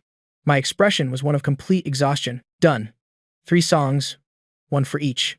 Fair and square, leader.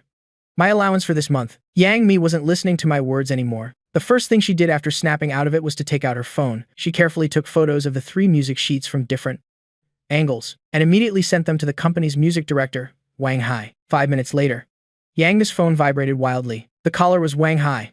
She answered and put it on speaker. As soon as the call connected, an excited male voice, cracking with emotion, came from the receiver. CEO Yang. CEO Yang, my dearest CEO, are these 3 masterpieces all teacher Lin Xun's old drafts? Oh my god. Did he strike the mother lode of the Chinese music industry with his song library? Oh my god. CEO Yang. I'm begging you, you must tie him down to the company. No, tie him to your bed.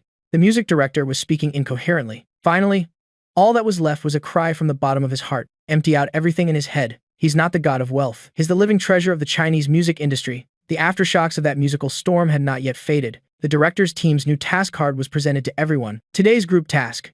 Catching seafood on the beach. Catching seafood? Great. Great.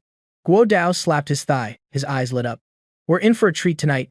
A seafood feast, let me tell you. My hometown is right by the sea. I am an expert at this. Tong Yue had a hopeful expression. She secretly tugged on the hem of Kei Jing's shirt. In her mind, she pictured the two of them, romantically collecting seashells on a sunset beach. Even on the always calm face of Liu Yi, there was a rare hint of anticipation. Seeing it as a decent way to relax, there was only one person, whose style was different. I had used up all my energy in the music room. Now I was lying flat on my back on the sofa, limbs spread out, like a dried corpse. Hearing the two words catch seafood, my whole face wrinkled up like a bitter melon, as if hearing devastating news. I am not going. I closed my eyes. My voice was as weak as a deflating balloon. The sun is so harsh. Get a sunburn. If I get a sunburn, I won't be handsome anymore. It'll affect your company's image. I said this with great conviction, without a hint of shame. Yang Mi stood before me with her arms crossed, looking down at me, playing dead. She wasn't angry. She just bent down. Her full, red lips close to my ear, whispering a sentence only the two of us could hear. Tonight's seafood feast. Do you want to eat oysters grilled by my own hands? The corpse on the sofa immediately reacted. The tips of my ears twitched. The next second, I suddenly opened my eyes and sat up. The movement was so fast it was as if there was a spring under my butt. Contributing to the group's dinner is the undeniable responsibility of our generation, I said with a righteous expression. The switch was seamless, as if the person who was just throwing a tantrum never existed at all. Let's go, let's set off. The live stream comments were once again stunned by this flawless face turn. As soon as the queen makes a move, you know, it's a done deal. One sentence cured the dried salted fish. Oysters grilled by her own hands. What kind of suggestive words are these? Why am I getting a different vibe from this? Brother Exxon's status in the family is just like the tide when catching seafood. Sometimes high, sometimes low. Half an hour later, as soon as they arrived at the beach, Guo Tao started shouting. He pioneered the charge towards a flat-looking patch of wetland. Watch me. There's definitely a big catch here. The moment he finished speaking, he let out a squelch. One leg sank straight into the mud, past his knee. The smile on Guo Tao's face froze. He wanted to pull his leg out, but he found the suction of the mud was too strong. He couldn't move. He had to use his other leg for support. Striking a pose, a comical golden rooster stands on one leg. Hey, old Guo, what new kung fu are you practicing? The one-legged crab? His wife Lai Ran laughed mercilessly from behind him. She even took out her phone. Don't move. Let me take a picture of you for my social media. In the end, it was Liu Yi who walked over with a smile. He grabbed Guo Tao's arm and pulled hard. With a deep thwomp, like pulling up a giant radish, Guo Tao's leg came free, but his entire pant leg and shoe were covered in black mud. It was a complete mess, causing everyone to burst out laughing. With Guo Tao as an example, everyone became more careful. Liu Yi's luck wasn't bad. He noticed some movement under a large reef rock. He excitedly waved everyone over. He carefully moved the rock away. Sure enough, a crab the size of a palm was menacingly waving its large claws. Got it. Tonight's main course is settled. Liu Yi had a smug look on his face. He reached out to grab the crab's shell. But that crab was extremely fierce. It twisted its body. A large claw clamped onto his index finger like lightning.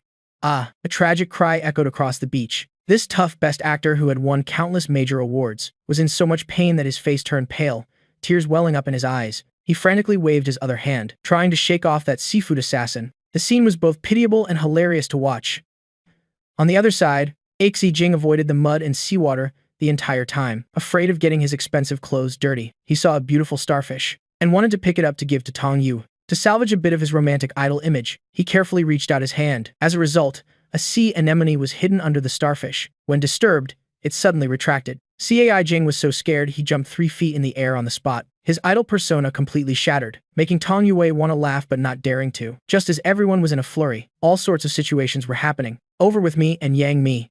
It was a peaceful scene. I was holding a large umbrella, strolling with Yang Mi in the shallowest water with the cleanest sand. The two of us weren't concerned with quantity. We only bent down occasionally to pick up some small seashells and sea snails that looked especially beautiful washed up by the waves. I dug a pitch-black, spiky sea urchin out of the sand and presented it to Yang Mi as if it were a treasure. Look, sea urchin sashimi. Yang Mi was startled by its ferocious appearance. She subconsciously took a step back, Then she found it amusing. She reached out and gave my arm a light, reproachful tap. This scene was quietly captured by Anna's camera. As it turns out, the ones with real fighting power were the two quiet wives. Lai, Ran, and Anna weren't affected by their husbands. They focused on searching the reef area. Unexpectedly, they actually found a cluster of plump mussels and some small oysters, becoming the undisputed main force of the day. On the way back, everyone unexpectedly found a jellyfish stranded on the beach. It glistened with multicolored light under the sun. Everyone gathered around it like children, curiously observing this beautiful yet dangerous creature. Even I put away the umbrella and squatted down to watch with interest. Liu Yi endured the pain in his finger, and even shared some knowledge about different types of jellyfish with everyone. The atmosphere was harmonious and interesting.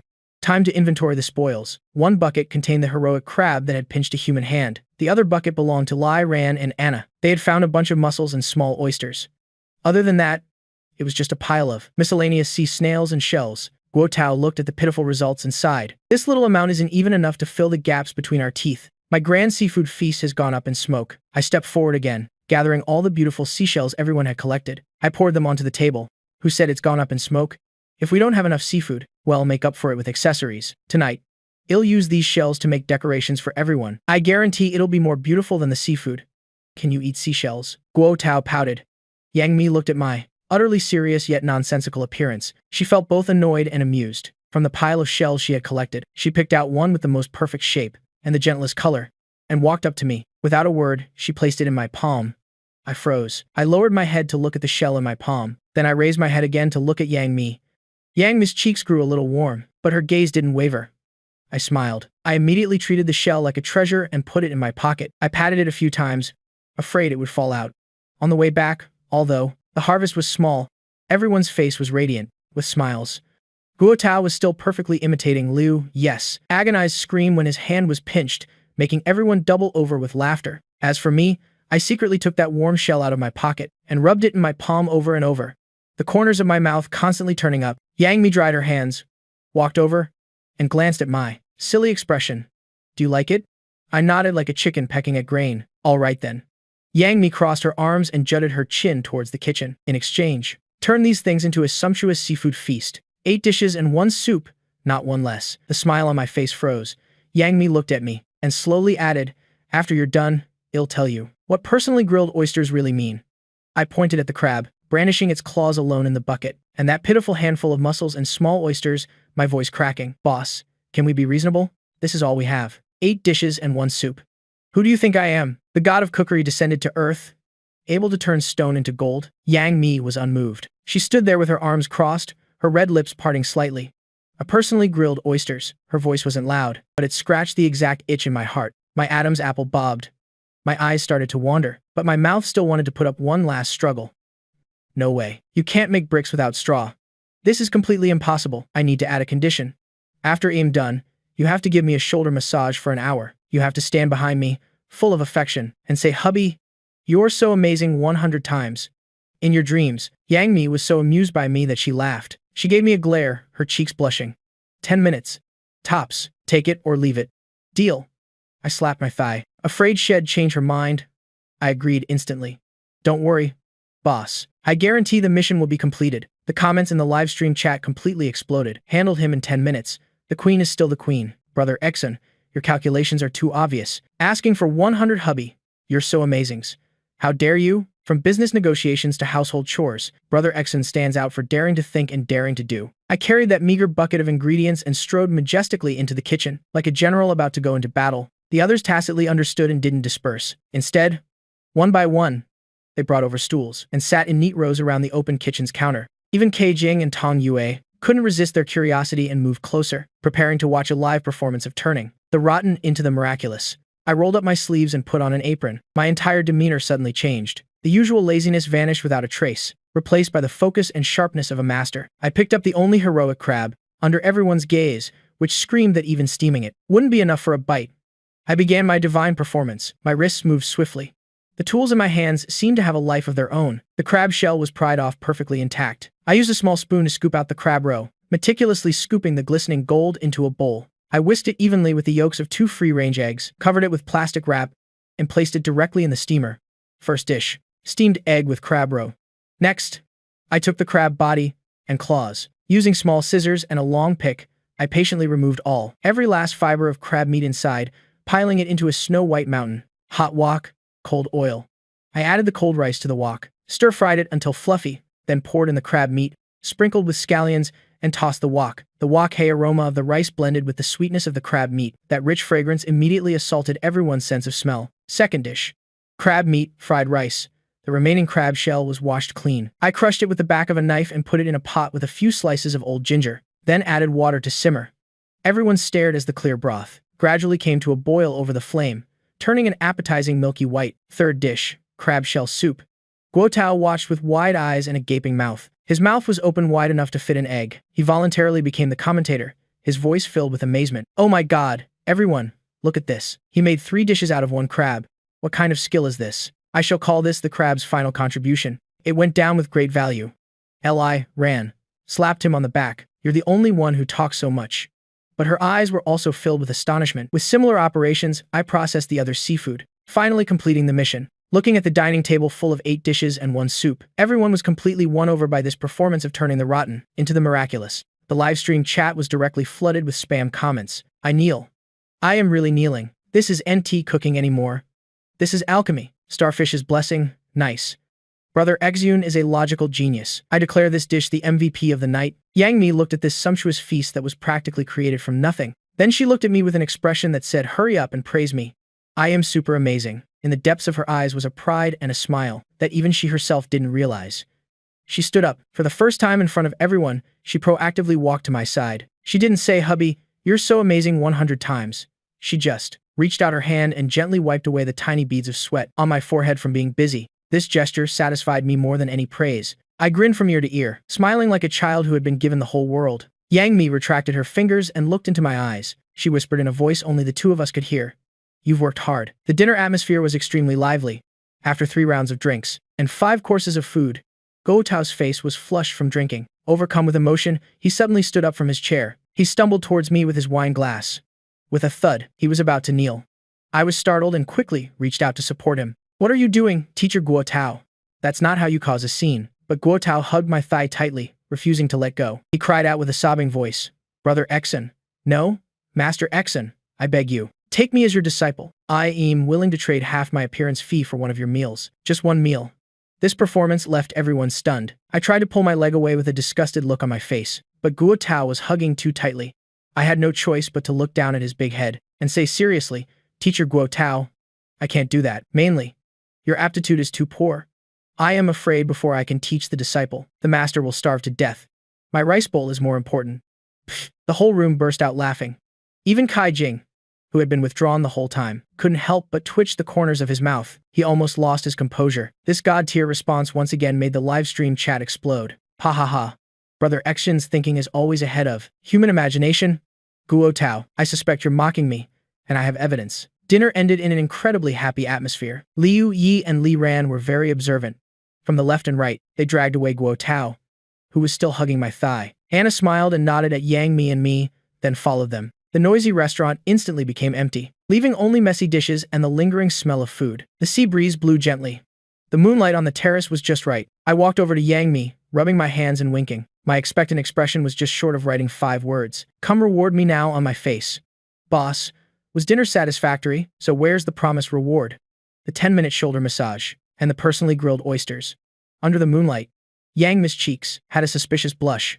She didn't say anything. She turned and walked to the grill in a corner of the terrace. Only then did I notice that the charcoal there was still warm. On the grill were 2 freshly grilled oysters, sizzling and steaming, emitting the roasted aroma of minced garlic and sea salt. She had actually taken the opportunity while everyone was eating to secretly prepare them. My heart skipped a beat. Yang Mi picked up an oyster and skillfully pried it open with a small knife. The hot sauce and plump oyster meat were immediately revealed to the air. She didn't hand it over. Instead, she raised her head to meet my burning gaze. Her usually cold and sharp fox-like eyes seemed to be covered with a layer of mist under the moonlight, flowing with a charm that even she herself was unaware of. Under my gaze, Yang Mi brought the plump oyster meat to her lips and gently took half of it between her soft, red lips. Then she tilted her head up slightly, signaling me with her eyes, "Come here. Eat." This invitation didn't have a single word, but it was more fatal than any language. My breath hitched for a moment. I looked at her luscious red lips, so close to mine. I looked at her tense yet provocative eyes. This woman always thought she Was the hunter in control of the whole situation? But she didn't know that every time she cautiously probed, she was unguardedly delivering herself to the mouth of the real hunter. I smiled. I took a step forward, in Yang Mi's astonished gaze. I didn't eat the oyster at all. Instead, I lowered my head and accurately kissed her on the lips. Clang! The oyster slipped from Yang Mi's weakened fingers and fell to the wooden floor, making a crisp sound, shattering this romantic moment. My kiss was domineering and deep, giving her no room to think. After a long moment, I pulled back slightly, about to say something, when Yang Mi suddenly put her hand on my chest to stop me. She looked straight into my eyes. In a voice that was almost a whisper, but perfectly clear, she asked a question that made the blood freeze in my veins. Is the live stream turned off yet? Time seemed to stop. The sound of the wind, the insects, the distant waves. All sound vanished at this moment. The two of us maintained the posture from a second before the kiss, one pushing, one blocking. The atmosphere shifted from ambiguous to strange and tense. My actions paused. After a brief moment of surprise, there was no panic in my eyes, but rather a flash of a triumphant smile. The hunter had set a trap, and the prey not only walked in, but even asked if the trap door was securely shut. I didn't answer. Instead, I lowered my head again, with a deeper and more possessive kiss, swallowing all the questions she hadn't yet had time to ask. At the same time, in the show's production control room, it was a scene of apocalypse. The general director was holding a bowl of freshly made tonkatsu ramen, his eyes glued to the main monitoring screen, which was showing that beautiful and stimulating scene. The noodles in his mouth fell back into the bowl, splashing hot soup onto his face. He didn't have time to wipe it off. He shot up from his chair. His finger pointing at the screen trembled violently. Cut the feed. Damn it, cut the feed for me now. Who's in charge of the terrace camera? Do you want to get fired? Huh. The assistant director and camera directors immediately scrambled. We can't cut. Director. The signal is locked. Tech. Where's the tech team? Pull the plug. A new intern, in shock, started trembling. A full glass of iced Americano spilled all over the control console. Sizzle. A spark flashed, accompanied by a burning smell. Several screens immediately went black.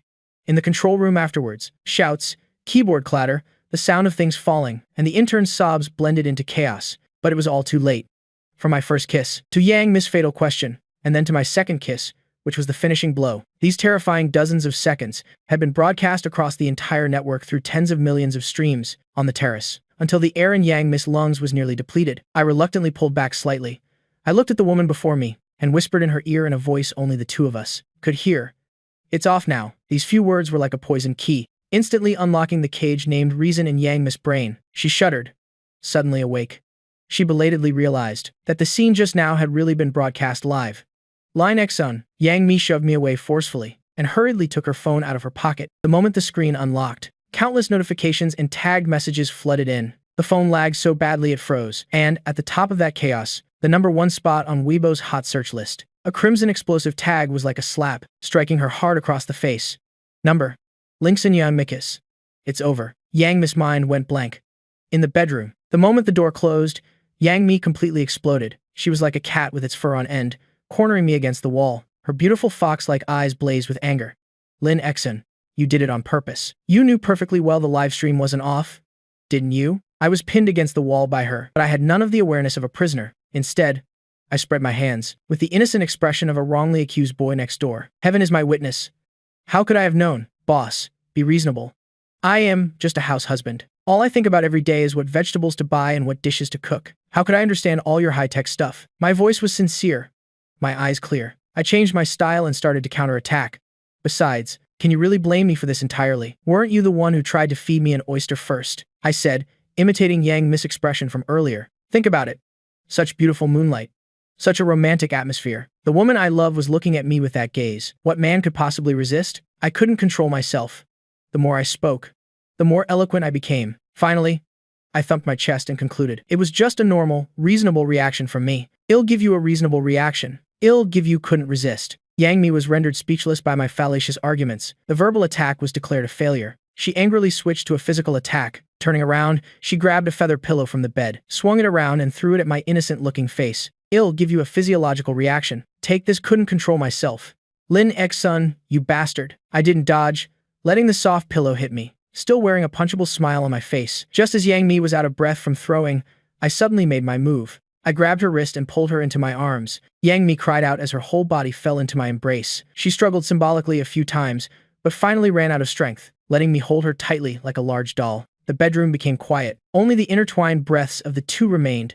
The pillow lay on the floor. Feathers floated out from a tear, dancing under the light. Yang Mi buried her face in my chest, her voice choked up, carrying a sense of grievance and a nasal tone she herself didn't notice. The whole internet saw it. Let them see it. I held her. My chin gently rubbed the top of her head, a smile in my voice. Perfect timing. Saves me from having to explain later that you are my wife to other people.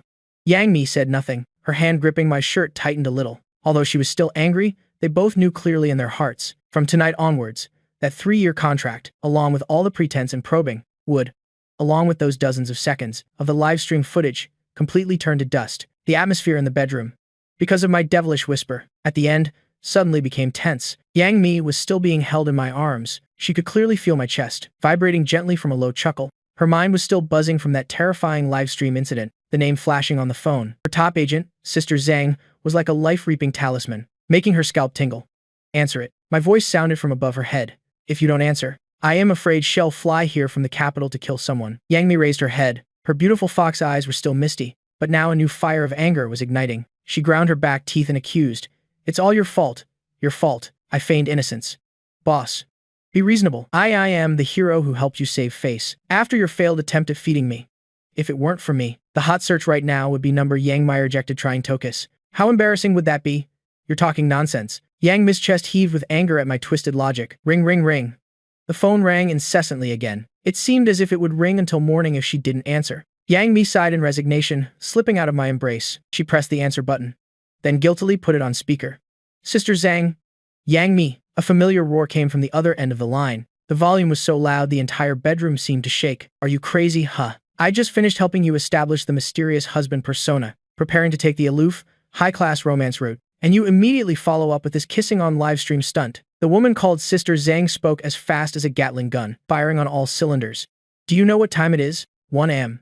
The entire company's PR team, from the director to the interns, I've dragged every single one of them out of bed for a meeting. 3 servers crashed.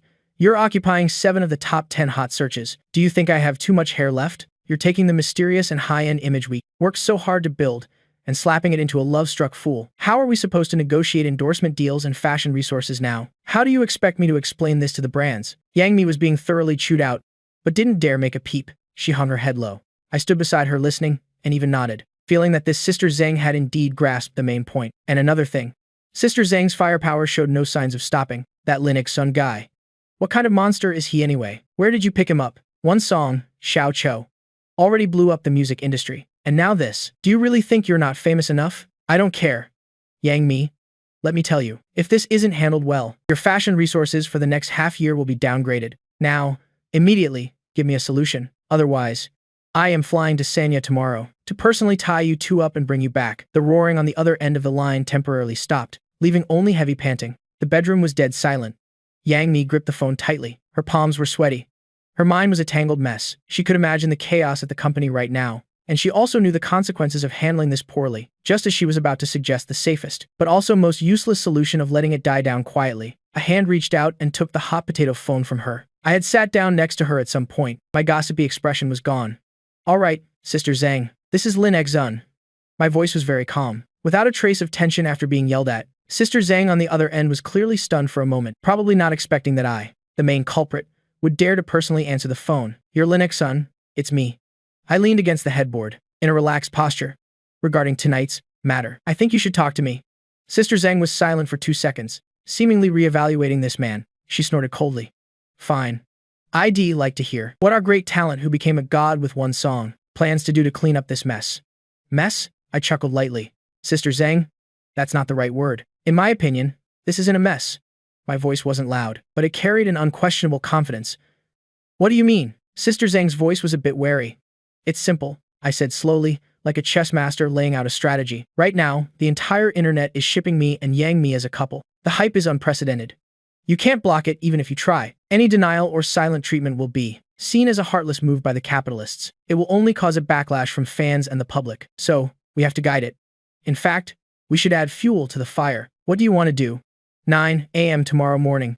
My voice was clear and calm. Have Wang Yu's official Weibo post an announcement. It doesn't need to be long. Just 1 picture and 1 line of text. For the picture, use the moment from tonight's live stream incident when I kissed her. She has her eyes closed, her eyelashes trembling. Get a high-definition screenshot of that frame. The caption is even simpler. 3 years of mystery, 1 answer. Thank you for your blessings. After I finished speaking, both the bedroom and the other end of the line fell into a dead silence. Yang Mi suddenly raised her head to look at me. Are you crazy? This isn't called crisis management. This is called self-destruction. It's directly admitting they've been secretly married for 3 years and completely publicizing their relationship. Sister Zhang on the other end of the line was also holding her breath. As a veteran top agent who had seen it all, 20 years in the entertainment industry, she immediately understood the logic, the madness behind this plan of mine. No explanation, no apologies, no avoidance, but rather, using the strongest posture, the most romantic, the most undeniable, to define the livestream incident as a genuine expression of affection, turning all the negative speculation into a frenzied feast for the couple's fans. This is a huge gamble. Win the bet. Yang Mi's traffic and popularity will reach a new level. Lin Xun will also go from being a mysterious freeloader to completely transform into a deeply affectionate star. The two will become the hottest national couple of the year. Lose the bet. It's deceiving the fans. A shattered image. Doomed beyond redemption. What makes you think the netizens will accept this? After a long while, Sister Zhang finally found her voice again. She asked hoarsely. I smiled. Based on that song, Xiao Qiao, based on that meal of 8 dishes and 1 soup, based on the image of those children clinging to my clothes this afternoon, and also based on, I turned my head to look deeply at Yang Mi, who was dazed beside me. My voice softened, based on the look in our eyes that can't be faked, Sister Zhang. You have to believe that the audience's eyes are very sharp. What they want to see has never been a flawless, perfect idol, but a real and moving love story, and we are that story. 9 a.m. the next morning. After a stormy night of public opinion, the official Weibo of Wang Yu Entertainment posted on time the crisis management announcement that I personally directed, a screenshot of the emotional kiss, accompanied by a short but powerful line of text. This post was like a spark that ignited all the dynamite. The comment section exceeded 1 million within 10 minutes. It's officially announced. It's real love. Stamped and approved by the couple themselves. The 3-year mystery has an answer. Oh my god, what is this godly caption? I am shipping them like crazy. I told you, you can't fake the look in their eyes. It must be real. Blessings 99. Does your face sting? Anti-fans, they are a real married couple. All doubts were completely shattered at this moment. 10 a.m. the next day. The live stream room for our romantic getaway had just opened. The number of online viewers skyrocketed at a terrifying speed, breaking the 30 million mark. The comments could no longer be described as dense. It was a dense waterfall of data, covering the entire screen. All the viewers were drawn by last night's earth-shattering livestream incident and the official announcement post that was considered a stroke of genius. They were eager to witness with their own eyes what the lead couple who blew up social media would look like after all the veils of secrecy were lifted in the recording studio. Teacher, he held the script card. The smile on his face was so radiant it nearly overflowed the screen. Friends. His excited voice was even a little cracked. After experiencing an unprecedented live stream incident, our romantic getaway has gone from being a dating show to a beautiful idol drama, followed by the entire nation. Without further ado, let's immediately turn the camera to our lead couple. Cutscene. In the dining room of the romantic getaway.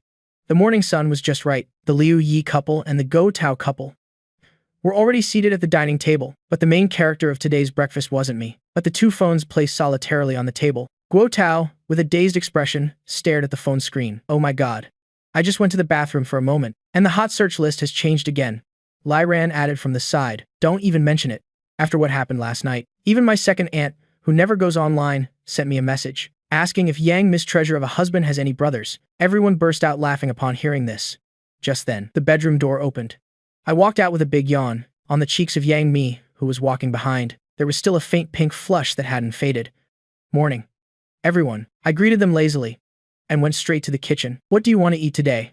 Let me see what's in the fridge. Guo Tao immediately teased. Well now. Congratulations on your wedding. I didn't turn around. Just waved my hand. Teacher Guo, what are you talking about? You and Sister Ran are like newlyweds yourselves. Pfft. Guo Tao laughed and scolded. This kid is teasing me again. Yang Mi paid no mind to the men's teasing and sat down at the table, but her slightly flushed earlobes still revealed her mood. Breakfast was quickly served. It's just that today's dining table had an extra, something called dog food, and it was a full meal.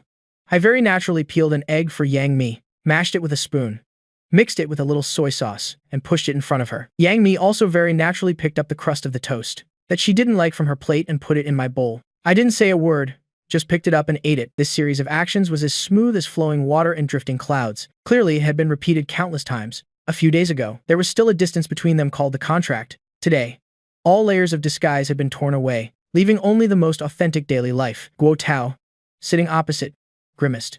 Theatrically covering his eyes, he shouted to his wife. Li Ran. Honey. Quick. Give me a hand. My old eyes can't take it anymore. I am about to be blinded by these two.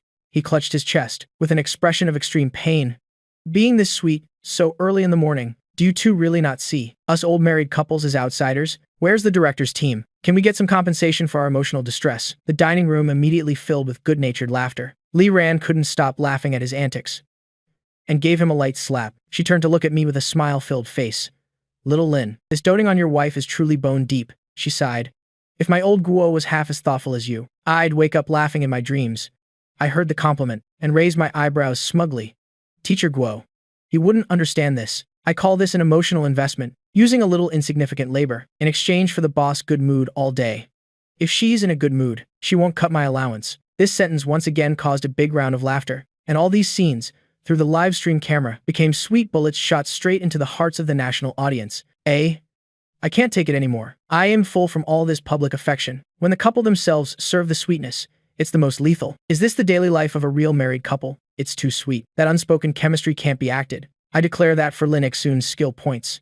Half go to talent, and half go to doting on his wife. The rest is all shamelessness. Just as the dining room was filled with noisy laughter, and the sweet atmosphere was about to overflow the screen, Yang Mi's phone rang. Seeing the caller's name, the smile on her face faded slightly. The golden agent, Sister Zhang. Yang Mi put the call on speaker. Before she could say anything, Sister Zhang's voice came from the other end of the line. But this time, there was no more of last night's roaring. Her attitude had done a 180-degree turn, carrying respect and careful flattery. CEO Yang. Good morning. Teacher Lin Xun. No. Brother-in-law. Is brother-in-law there? Yang Mi suppressed a smile and passed the phone over. I was eating kanji. I reluctantly took it and mumbled a hello. Oh. Brother-in-law. Sister Zhang's voice immediately became 8 degrees more enthusiastic. Did you sleep well last night? Have you had breakfast? Is the weather in Sanya nice? This level of solicitous inquiry left me stunned for a moment. I swallowed the mouthful of kanji before speaking lazily. If you have something to say it. Yes. Okay then. Sister Zhang immediately switched to work mode. Brother-in-law, it's like this. Your crisis management plan from yesterday was truly a stroke of genius. Now, the tide of public opinion across the entire internet has turned. The number of fans in our couple's super topic exceeded the 10 million mark in just one night. Many top luxury brands have proactively reached out, wanting to invite you two to be their global ambassadors. I wanted to ask about the next promotional plan. Do you have any brilliant ideas? After listening, I yawned. Whatever, you guys are the professionals. Just do what needs to be done. I paused for a moment and added a sentence. Just don't bother me. After speaking, I didn't give Sister Zhang a chance to react, and hung up with a click. The dining room fell silent. Guo Tao and Li Yuyi both looked at me as if I were a god, treating a golden agent like a customer service representative, and hanging up so decisively. This guy is truly something else. Yang Mi looked at my lazy expression, as if as long as I wasn't bothered. He didn't care if the earth exploded. She shook her head helplessly. The comments in the livestream room again were stunned by my actions.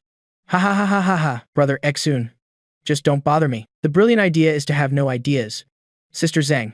My life is so hard. I've been in the entertainment industry for 20 years, and have never seen an artist's family member this difficult. In the dining room, Guo, Tao, and Liu Yi looked at me. Their eyes held not only admiration, but also a newfound respect. This young man had something that they, who had been in the industry for decades, had never seen. It was a bone-deep, absolute indifference to fame and fortune. It seemed that the things countless people crazily pursued were truly just a hassle in his eyes. This level of transcendence is the highest realm. Yang Mi looked at my lazy jobs done, time to rest expression, and shook her head helplessly. Other people's husbands racked their brains to climb up, wanting fame, wanting money.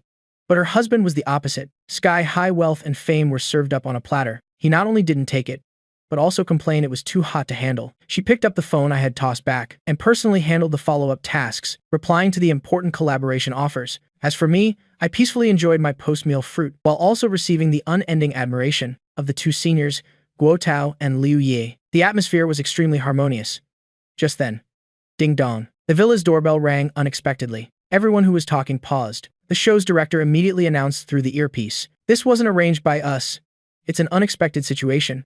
"Who is it?" Guo Tao stood up curiously. Could it be the boss of some record company, who caught a whiff and chased him all the way here? Yang Mi frowned slightly. She hadn't received any notification either. I popped a grape into my mouth and mumbled, "Whoever it is, if it's not a food delivery, don't open the door." Tong Yue, who was closest to the door, trotted over to open it. The moment the door opened, 3 young and beautiful figures appeared at the door. The girl in the lead was wearing a simple pink t-shirt and jeans, but it couldn't hide her exotic, beautiful features. It was Wang Yu's most popular young actress right now, the Li Riba. Behind her was Zhu Xiu Dan with her classical and gentle demeanor, and Lai Si Rui with her extremely eye-catching long legs. The three golden flowers of Wang Yu had suddenly raided the livestream room. After recognizing the arrivals, the comments immediately exploded. Oh my god, it's Riba. And Zhu Zhu and Ji Rui too. Wang Yu is having a team-building event. Oh my god. These visuals are top tier. Just having these four sit together, I could watch all day. Why do I smell something unusual? They definitely didn't come just to visit the boss. Sister. The moment Li Ribe entered, she hugged Yang Mi tightly. Immediately after, her big, beautiful eyes were glued to the man lounging on the sofa, shining as if she had discovered a treasure. Brother-in-law, we're here. That brother-in-law was both clear and resounding, with a sweetness level that exceeded the limit. The grape in my mouth almost made me choke. Zhu Xiu Dan and Li Si Rui also came forward to greet obediently. Hello, Sister Mi. Hello, Brother Exon. They said they came to visit Yang Mi, carrying big and small bags of gifts, but their gazes were like three headlights, simultaneously locked onto me. Sister, this is the bird's nest we brought for you. You must have been very tired recently. Li Ribe handed an exquisite gift box to Yang Mi. Then, like a magic trick, she took out from another bag a box with extremely cool packaging and thoughtfully presented it to me. Brother-in-law, I had someone bring this back from abroad. For you. The latest PS5 game console. It's a limited edition. I knew you would definitely like it. Her eyes sparkled brightly, filled with the words quickly praise me. My eyes immediately lit up, heart racing, hands trembling. But before I could speak, Zhu Xiu Dan also squeezed forward, holding an antique wooden box. Brother Ixon. This is the Da Hong Pao tea from Wuyi Mountain that my dad has been saving. He specially asked me to bring it for you. I noticed you usually like to drink tea. Let me brew a cup for you to try. Her voice was gentle. Her demeanor was humble. Lai Si Rui wasn't to be outdone either. She went straight behind me, put out her small hands. Teacher Lin Xun, seeing you work so hard for the company. You must be tired. I recently learned Thai. Massage. My technique is very good. Let me massage your shoulders. The three famous young actresses. One offered top-tier equipment. One presented exquisite, fragrant tea. One wanted to provide attentive service. This formation wasn't a set visit. It was clearly like imperial concubines from ancient times, trying every means to win the emperor's favor. And their purpose was self-evident. The audience in the livestream room was already laughing like crazy. Ha ha ha ha ha ha. This is killing me. What is this? A large-scale palace drama scene. Is this the first episode of The Legend of Wang Yu? Brother Exon is thinking. I just want to lie flat. But my strength won't allow it. This damn charisma. These three girls are so cute. They're really trying their best for a song. This is too much. And I, the emperor, was being hit by sugar-coated bullets. Right now, I was happily enjoying it. On the left was the game console from Di Li Riba. On the right was the fragrant tea brewed by Zhu Xiu Dan. And behind me was the perfectly pressured massage from Li Si Rui. I leaned back comfortably on the sofa, feeling that this freeloading meal was really worth it. The Liu Yi and Guo Tao couple sat, not far away, watching this amusing play. Their faces were full of irrepressible smiles. Guo Tao even lowered his voice to speak to Liu Yi. See that? This is what you call one song to win the world. All the beauties must bow down. And another main character of this palace drama, the true empress, Yang Mi, was currently sitting on the single sofa, quietly chatting with Anna. She had a polite smile on her face. Her posture was relaxed. It seemed she didn't care at all about the chaotic scene before her. But her eyes, which occasionally glanced in my direction, were growing colder and colder. Anna sensitively noticed the change in atmosphere. She asked in a low voice, in French-accented Chinese, "Mi, aren't you angry?" Yang Mi elegantly took a sip of water. The corners of her lips curled up slightly. Angry? How could I be? They are all employees of my company. Respecting their brother-in-law is the right thing to do. So, she said, but that smile didn't reach her eyes at all. Finally, when Li Shiru's hand was about to slip from my shoulder down to my neck, Yang Mi made her move. She slowly put down her water glass, stood up. Then, with unhurried steps, she walked towards the man surrounded by the girls. Everyone's actions were synchronized. The three young actresses saw their boss approaching and guiltily stopped what they were doing, obediently standing in a row, like elementary school students waiting to be reprimanded by their head teacher. I also opened my eyes, watching Yang Mi walk up to me, still wearing that punchable expression of enjoyment. Yang Mi didn't look at me, nor did she look at the three tense young actresses. She just walked to the front of the sofa. Then, under everyone's watchful eyes, she very naturally sat on my lap. She adjusted her posture slightly to make herself more comfortable. Then she reached out her arms, like a boneless snake, and intimately wrapped them around my neck. After finishing this series of actions, she finally lifted those beautiful, fox-like eyes, looked at the three girls who were completely petrified in front of her, and spoke with a bright smile. Her voice was sickeningly sweet. What are you talking about? So lively. One sentence. One action. She defeated the entire room in an instant. The queen is mighty and domineering. The queen is forever the best. This declaration of sovereignty is so badass. Damn, damn, damn. The lap sitting is a killer move. Is this something I am allowed to watch? Production team. Do you guys have a death wish? The expressions on Daily Ray Ba and the others. Ha ha ha, I am dying of laughter. It's like they've seen a ghost. Even the head teacher doing a dorm inspection isn't this scary. Brother Xun's expression is also brilliant. From enjoying life to pupils shaking in an instant. The troubles of happiness, huh? The main empress is too amazing. One move to defeat the enemy. Little sisters, you should learn from this. All the muscles in my body tensed up immediately. The light and comfortable feeling from before was gone. Only a numb scalp remained. I stiffly met Yang Mi's smiling eyes and squeezed out a smile uglier than crying. Nothing. We weren't talking about anything.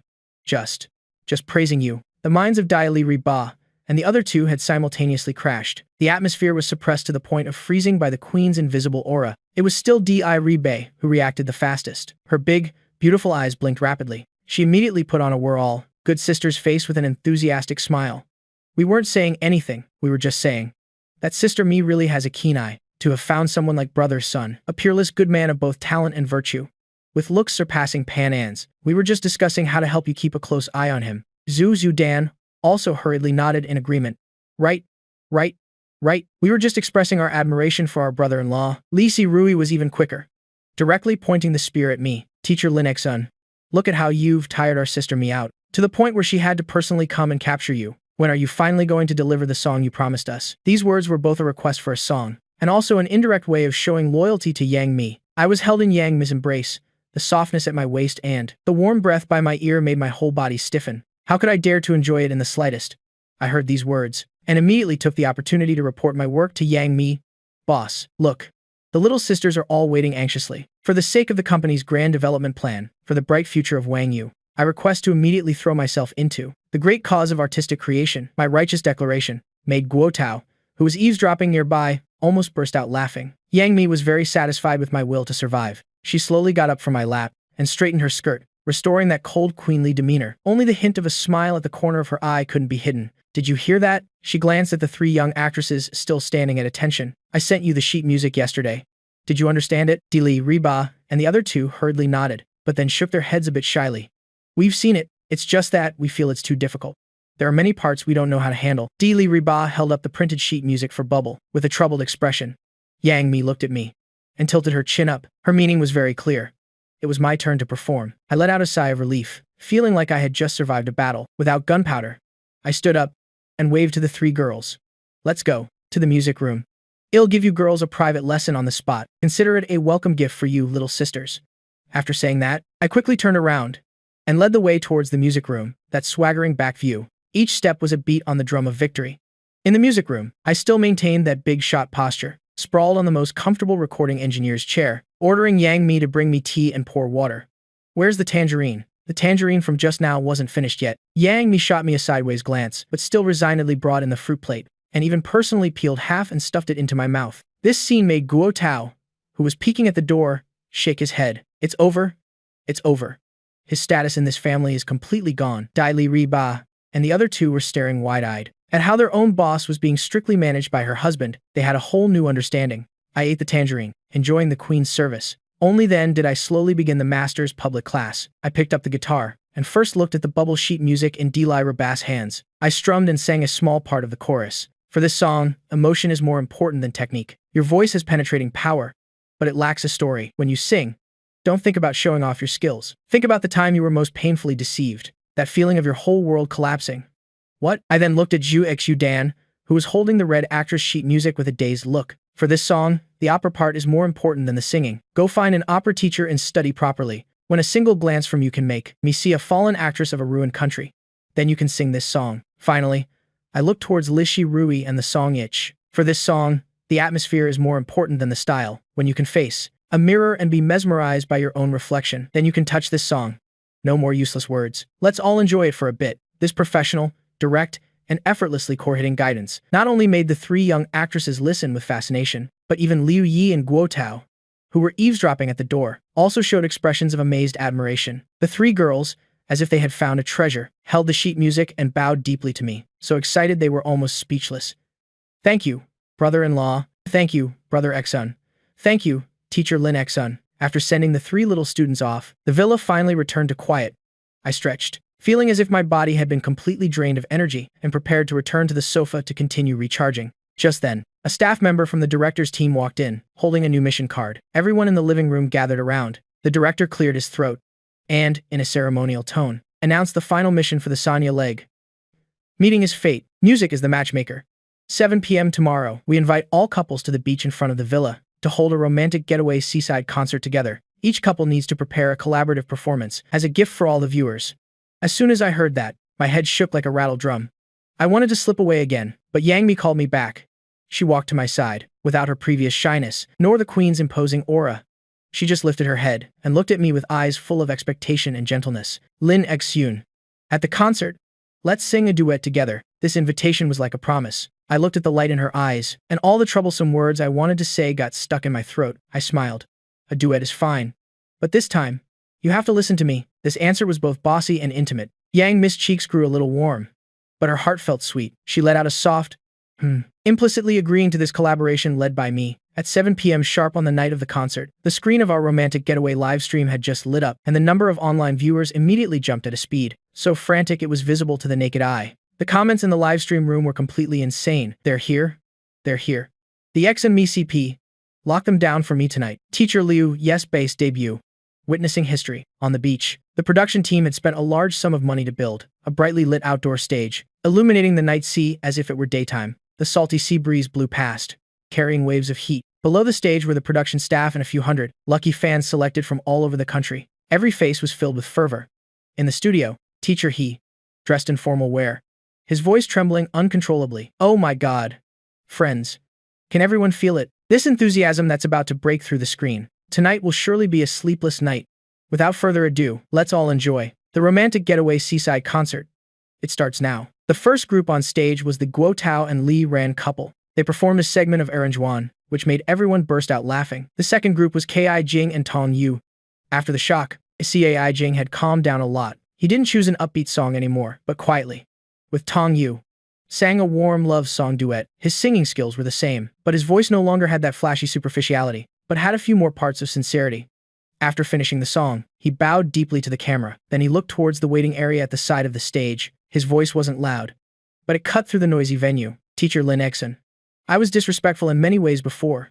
I am sorry. This apology stunned the entire audience, followed by thunderous applause. The third group was the Liu Yi and Anna couple. Liu Yi held an acoustic guitar. Anna was in a French-style long dress. The two looked at each other lovingly and sang the French song L'amour en route as a duet. The movie king's voice was deep and charming, while Anna's voice was gentle and sweet. The intoxicating melody expressed French romance to the extreme. The whole audience was captivated. After the three groups' performances, everyone's breathing became heavier. The anticipation was pushed to its peak. The most exciting act is about to begin. In the temporary dressing room backstage, the atmosphere was just as heated. I was wearing a simple white shirt and black trousers. The sleeves were casually rolled up to my elbows, revealing my firm arms. I was half squatting, patiently adjusting the hem of the long, white, flowing dress of Yang Mi. Don't move. My voice was very soft. You'll step on your dress. Do you want to take a fall in front of the whole country? Yang Mi was wearing high heels. Her cheeks were burning hot. She looked down at my focused side profile. Under the lights, my eyelashes were very long. My nose bridge high and straight. The corners of my mouth, usually always teasing, were now pressed together in seriousness. Done. I stood up. My gaze stopped on her V-neck collar. I very naturally reached out and tucked a stray lock of hair that had fallen forward behind her ear. My fingertips accidentally brushed against her warm earlobe. Yang Mi's body trembled slightly. Let me help you with your tie. She said it to hide her reaction, reaching out to fiddle with the non-existent tie on my shirt collar. I let her be, looking down at her, an unconcealable smile in my eyes. I am not wearing a tie. Yang Mi's face flushed bright red. She suddenly wanted to pull her hand back, but I caught it. Are you nervous? I held her slightly damp palm, leaned in, and whispered in her ear. Forgot what I taught you? Just pretend everyone's sitting down. There are radishes and cabbages waiting to be served. Pfft. I made Yang Mi laugh, and her nervousness vanished. You're the radish and cabbage. She shot me a look. The two of them looked at each other and smiled, the air filled with mutual understanding. This scene was fully captured by the follow cam. The comments in the live stream room were immediately flooded with AAAA and so sweet. On stage, Teacher He's voice was cracking with excitement. Friends, I know what you're waiting for. Next, let's use your most fervent applause and screams to welcome Lin Xun and Yang Mi. As soon as he finished, the entire venue completely erupted. The stage lights suddenly shone on the exit. The two of them, bathed in light, walked step by step to the center of the stage. I was leading Yang Mi, my expression calm. Just as I picked up the microphone, the moment the music was about to play, "Teacher," he raised his microphone again. His high-pitched voice announced, "Ladies and gentlemen, there's one more piece of shocking news. Tonight, Lin Sun and Yang Mi will not be singing a cover song, but a song that Lin Sun himself. Within 3 days, composed exclusively for Yang Mi." Boom. The entire venue, and even the livestream room, it was as if a depth charge had been dropped into everyone's minds, exploding in an instant. An original composition. Everyone's eyes immediately focused on me. Those gazes were filled with astonishment, doubt, and a hint of expectation. Under the stage lights, I held the microphone, looking at the sea of people below the stage, then glanced at the stunned Yang Mi beside me. The next second, a light and bright intro played from the speakers, like the first sip of a fizzy drink on a summer afternoon, instantly stimulating everyone's every nerve. I held the microphone, my other hand naturally taking Yang Mi's. Yang Mi's palm was slightly damp, her body a little stiff. I tightened my fingers, enveloping her hand with my warm palm, giving her a reassuring look. Then I began to sing first. The lyrics were simple, with no fancy words, but they were like strawberry hard candies, bursting with sweetness in everyone's heart. The two of them looked at each other, a smile in their eyes that only the other could understand. Yang Mi and I held hands, bowing deeply to the audience. The venue was silent for a full half-minute, followed by applause and screams more fervent than any time before. More than any time before, the cheers and whistles almost seemed to want to blow the roof off the seaside night sky. The comments in the livestream room completely collapsed. "So sweet I could die. I declare that my blood sugar levels would be the responsibility of the X and me couple from now on. Dispelling sorrows is a toast to life. A little sweet is a toast to love.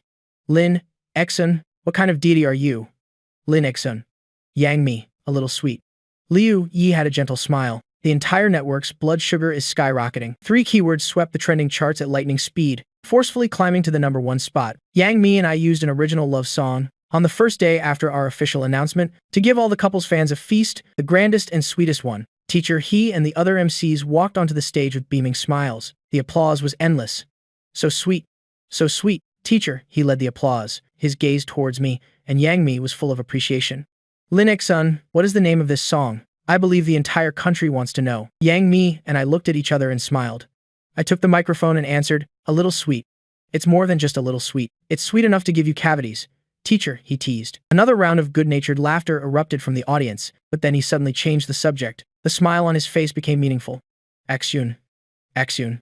We all know that the song Dispelling Sorrows was like a portrait of your past life, both sorrowful and profound. But this song, A Little Sweet, is a completely opposite style. He paused for a moment, his gaze sharpening. He looked directly into my eyes, asking a question that made the whole venue fall silent instantly. "So, we are all very curious. What kind of experience was it exactly that could make you write 2 songs, classics with such polar opposite styles?"